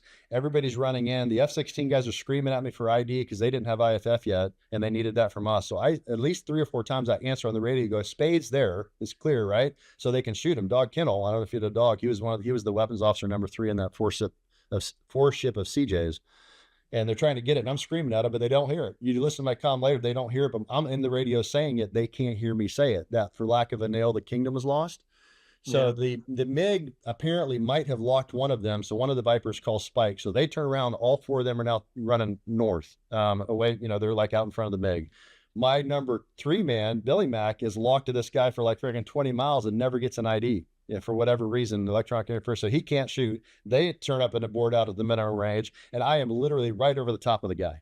And that happens all about the same time. So they see like a transfer, like ID, like you see that mix of IFF where there's a circle there saying friendlies and whatnot. It's a whole mess.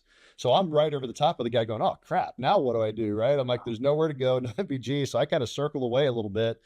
And in the meantime, while this is happening, you got now 6 F-15s and F-16s running north away from one MiG-29, as we know it is later. I knew what it was, right? I tracked him off the field the entire time, but our ID wouldn't allow me to shoot him. right? I could have shot him. It would have been a good kill, but I'm trying to follow the IDs because we were lawyers amongst ourselves.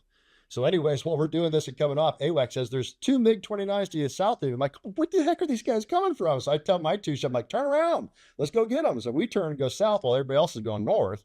I get down there, look, we're right on the north edge of Belgrade, and there's nothing. Found out later, AWACS was picking up a lot of ground traffic. BMW is doing 100 miles an hour, so they were calling out traffic around there that probably was just ground traffic. So we search, and we get right on the edge of the San Marino. Like, well, we're going to go north. There's nothing here. So we turn around. About the time I turn around, that whole 6-ship turned around, and the MiG-29 turned around. They're like 20 miles north of us, and they go bandit. I bandit, and they say, oh, yeah, whatever. It was unknown, right? So they all turn around. Now they're in like a 10-mile, 15-mile tail chase. He's 20 miles right off my nose. Dude, I turn the corner, one radar sweep. There he is. I go lock, print, immediate, MiG-29. I know who he is. I'm like, got him. I don't know where anybody else is now. No data link. So I'm like, I start screaming on the radio. Where are you guys at? Where are you guys at? Nobody's answering me because nobody's hearing me. And I have no idea. I'm like, talk to me, Goose. So I start diving down from 37,000 feet, and I'm going to dive, and we're just going right. This guy's 10,000 feet, and I'm just diving. And finally, at about 5-ish miles or so, I go, I can't wait anymore. I'm clear. There's nobody else here. I know there's nobody now because we're real close, and I'm diving through the blocks like crazy, and I just take a shot. Me, in my head, I should have been offset and being prepared for this, but I'm so busy on the radio, I'm not processing. I'm just driving. I take a single shot, another mistake, AMRAM, and I just roll up and I watch and see what happens because it's closing fast.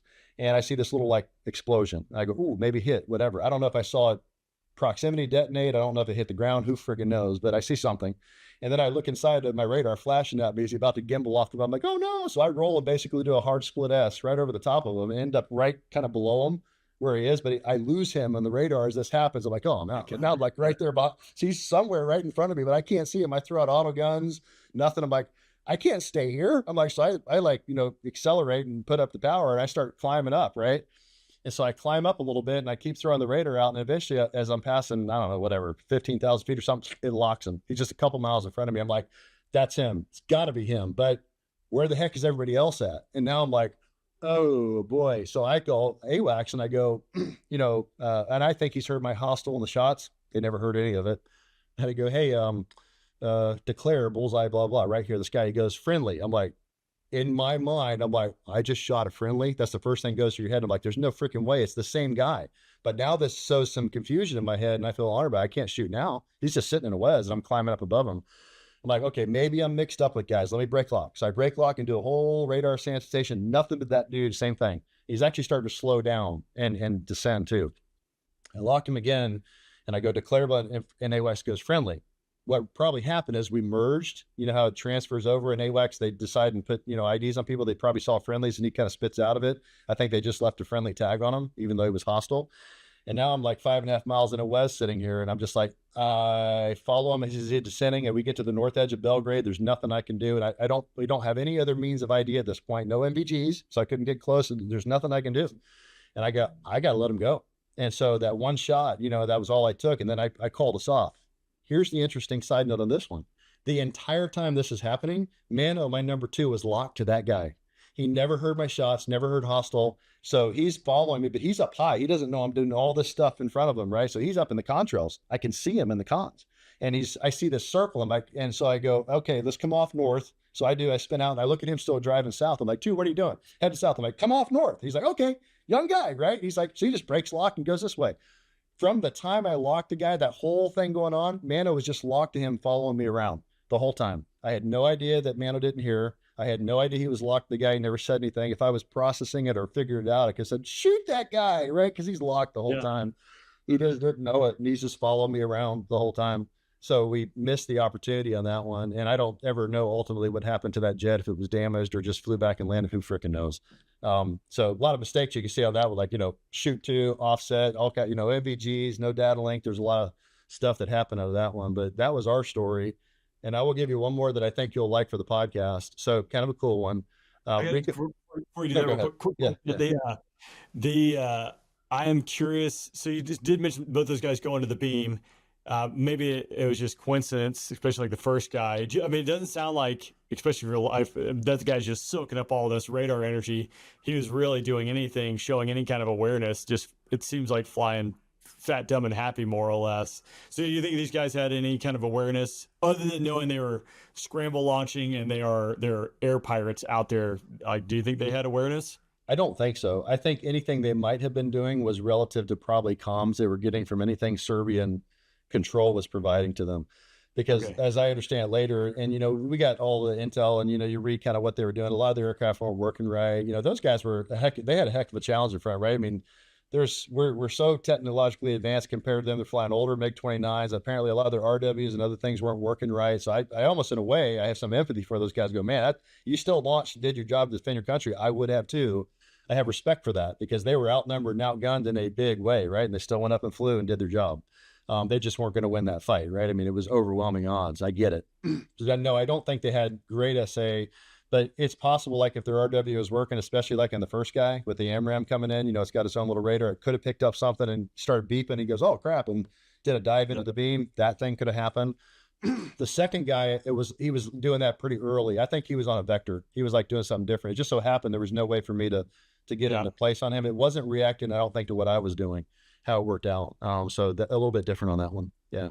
And then last question on that too, because you're talking about IFF, so identified friend or foe, and we got a whole different slew of those, right? But if bad guys don't have it, it'll show up a certain color, and then you can identify. You know, it's one of the puzzle pieces, depending on the ROEs, to like make this person, declare them a hostile and shoot them. But you also mentioned too, I assume Nectar, the non-cooperative target recognition, you're running that too. So that, I guess the ROE at that time for this fight in particular, if you had the guy taken off from bad guy airfield, flying at fighter speeds with I guess a faux IFF or a positive Nectar print, like did you have to have all those, or what was going through the ROE matrix at that time? Yeah, so the big things were you had to have an electronic ID. So either you had to have off source, like, you know, AWACS say hostile because they have their intel sources.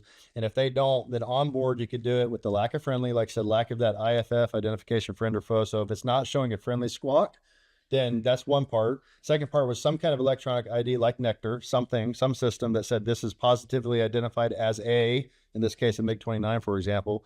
And then you had to have clear field of fire, had to be inside of Serbia, you know, kind of a thing. Those kind of, you know, the other ones were pretty fast, but the primary ones were the lack of friendly and the electronic ID. Those were the big ones, right? And you had to satisfy those to be able to shoot. The confusion for me on the second one, or I would say more concern than confusion, I wasn't confused, was where's everybody else at? Not having MBGs and no data link, I'm like, crap, I don't know where anybody else is.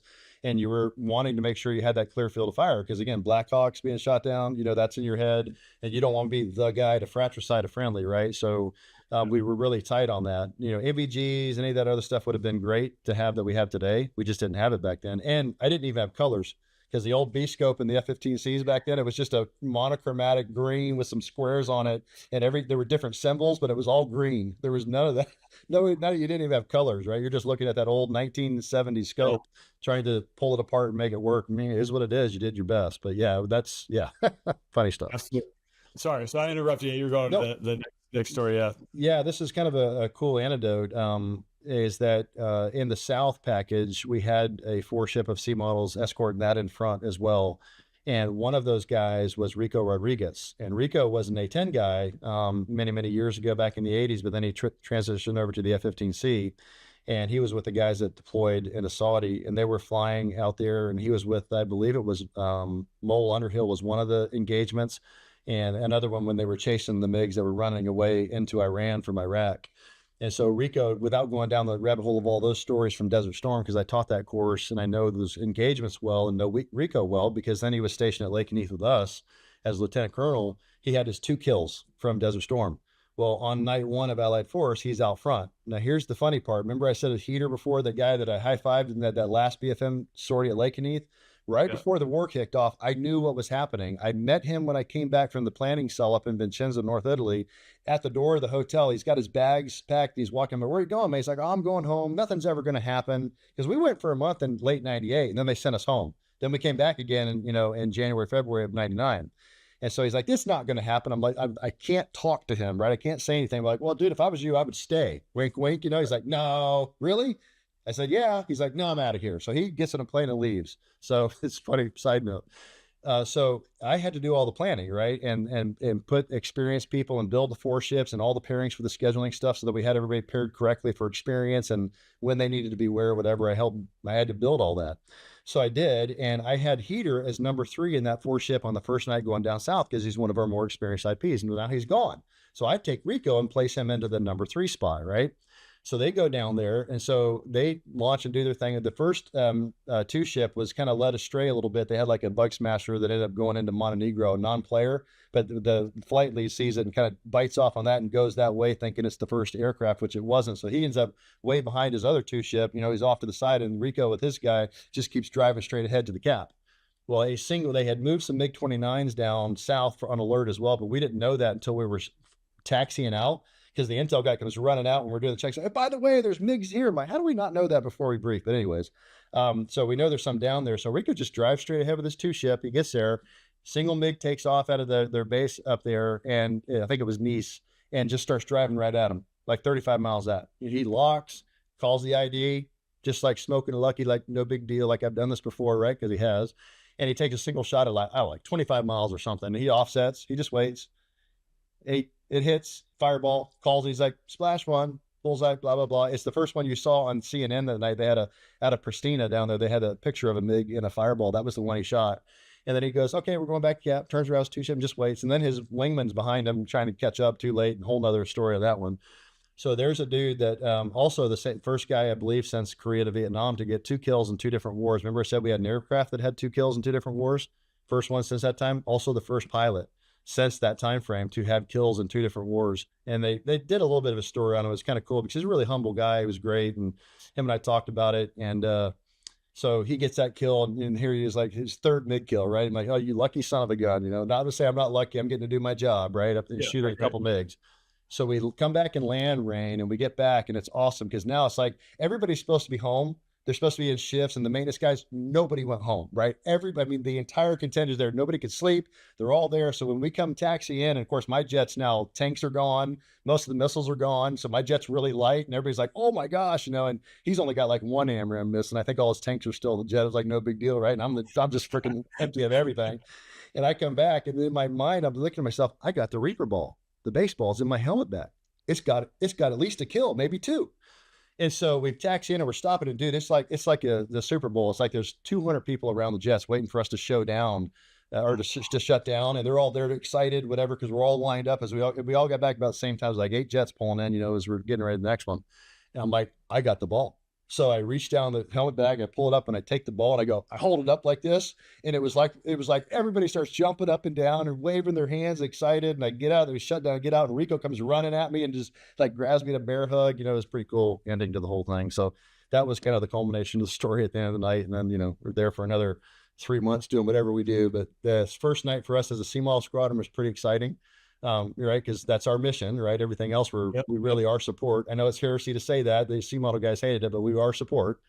And of the 6 MiGs that were confirmed air-to-air kills, our squadron got 4 of them. So for the one C model squadron in that war to get 4 of the 6 kills was pretty fortunate for us. And I say fortunate in the sense of, our guys got to do the mission and whatever. So that's our story from the first night. Yeah, that's incredible. And you've already mentioned it too. I mean, those guys, it is respect to the other side with those guys stepping out and knowing what they were going to face, even if they didn't realize what they're going to face. But I mean, they're stepping into the big leagues for no fault of their own, right? No, but to be in that, in that opportunity again, to have that, like, hey, now you got your chance to go to the Super Bowl and do the thing that you've been training for. Man, I think that's like every fighter pilot's dream. Yeah, like I said, you asked early on, man, what would I think? Did I ever see this coming back in the day we started the interview process? That was one of those things you go, I could have never imagined the stuff that I got to do and see in multiple aircraft, including an air war in Europe, and stuff with the F-22 being high and seeing the dark sky above me and almost the curve of the earth, and just stuff like that. It's just like I look back and go, how blessed was I? I mean, my career was absolutely amazing. And there's an old saying, better lucky than good, right? And I may have been a decent fighter pilot, but I was incredibly lucky. I mean, I just got to do and see things that were just unbelievable. Well, we, again, kind of mentioned it. We had a little internet burble, which delayed us. I'm consuming a lot of your day, which I got to give you back. So I do it before we wrap up. I have a couple just other follow-up questions. The first one, which I do think is interesting because you're not like done and you're not just idling by. You have a rather, I would say, and I think it's fair to say, a non-traditional path, and like you just keep doing things. So you got some things you're working right now. If you can hit the highlights on those, because I think it's interesting at a bare minimum, and that's just scratching the surface. So today, yeah, you're not at idle. What's happening in the world of Dozer today? No, you think that as you get older and you're getting closer to retirement, that maybe you start throttling back and enjoying life. I kind of somehow went the other way. So about 8, 9 years ago, I got a long story we don't have time for, even though I told you before we started how I got into politics. And I was a state senator up here in Alaska. So still flying, right, for FedEx as a 777 captain up here in Anchorage. Been there for about 14 years. But then about 8 years ago, got in this weird 90 right again, you don't see coming. I got into politics. So I'm doing both. And I've been doing that for a while. And then I thought maybe we would exit that fight and be done. And then a current governor candidate for Alaska for next year's election came along and asked me earlier this year, said, hey, would you be interested in running as my lieutenant governor running mate? And the values were aligned. And I wanted to get out of the legislature anyways, because we're fighter pilots, right? We solve problems. And I've realized the legislature wants to move at the pace of molasses, and they just want to, perpetuate the problems and stay there forever. It's just one of those things that's weird, and it's not our style. We move faster than that, right? So I've been pretty frustrated not being able to get anything done. And I thought, well, for me, lieutenant governor would be a good role. I can still kind of continue to pursue other things. It's a much less role in that sense, kind of in the shadows. But I also get to be in charge of elections for us. And the biggest thing I've been passionate about was reforming our election system and making it cleaner and tighter up here in Alaska, which I could not get done through that legislative body. And that's why I'm like, Constitution in Alaska says lieutenant governor in charge of elections. I've been asked to run for lieutenant governor. I don't have to go to Juneau for 4 months out of every year. All these things started lined up, and I'm getting older. I'm not that far from wanting to retire out of FedEx and fly. Maybe it's time. So we decided, even as weird as it is, and some people go, I thought you didn't like politics. I'm like, not necessarily, but I do find, as you and I discussed, it's necessary and we need good people. And so Michelle and I made the decision. It's like, yep, we'll join your team. And so we're exiting stage left from the legislative side of things, and perhaps, potentially, if we win, stepping into the executive side of things, and we'll go that way. So yes, I have not followed the traditional path of a flying career in the military, then fly airlines for a while, and then go off into the sunset. I have decided apparently to get busier as I move towards retirement. I love it. And again, as I alluded to, we're probably gonna have to do a round 2 of this. We had the blip with the internet. I got to be respectful for your time, because there's a lot to talk about it, and it's been cool hearing some of these stories. But if you look back on your career, if you found like 15, 16-year-old Dozer walking down the street, is there any advice you'd give him? Is there anything like you would change, do differently, etc., as you reflect on all these years?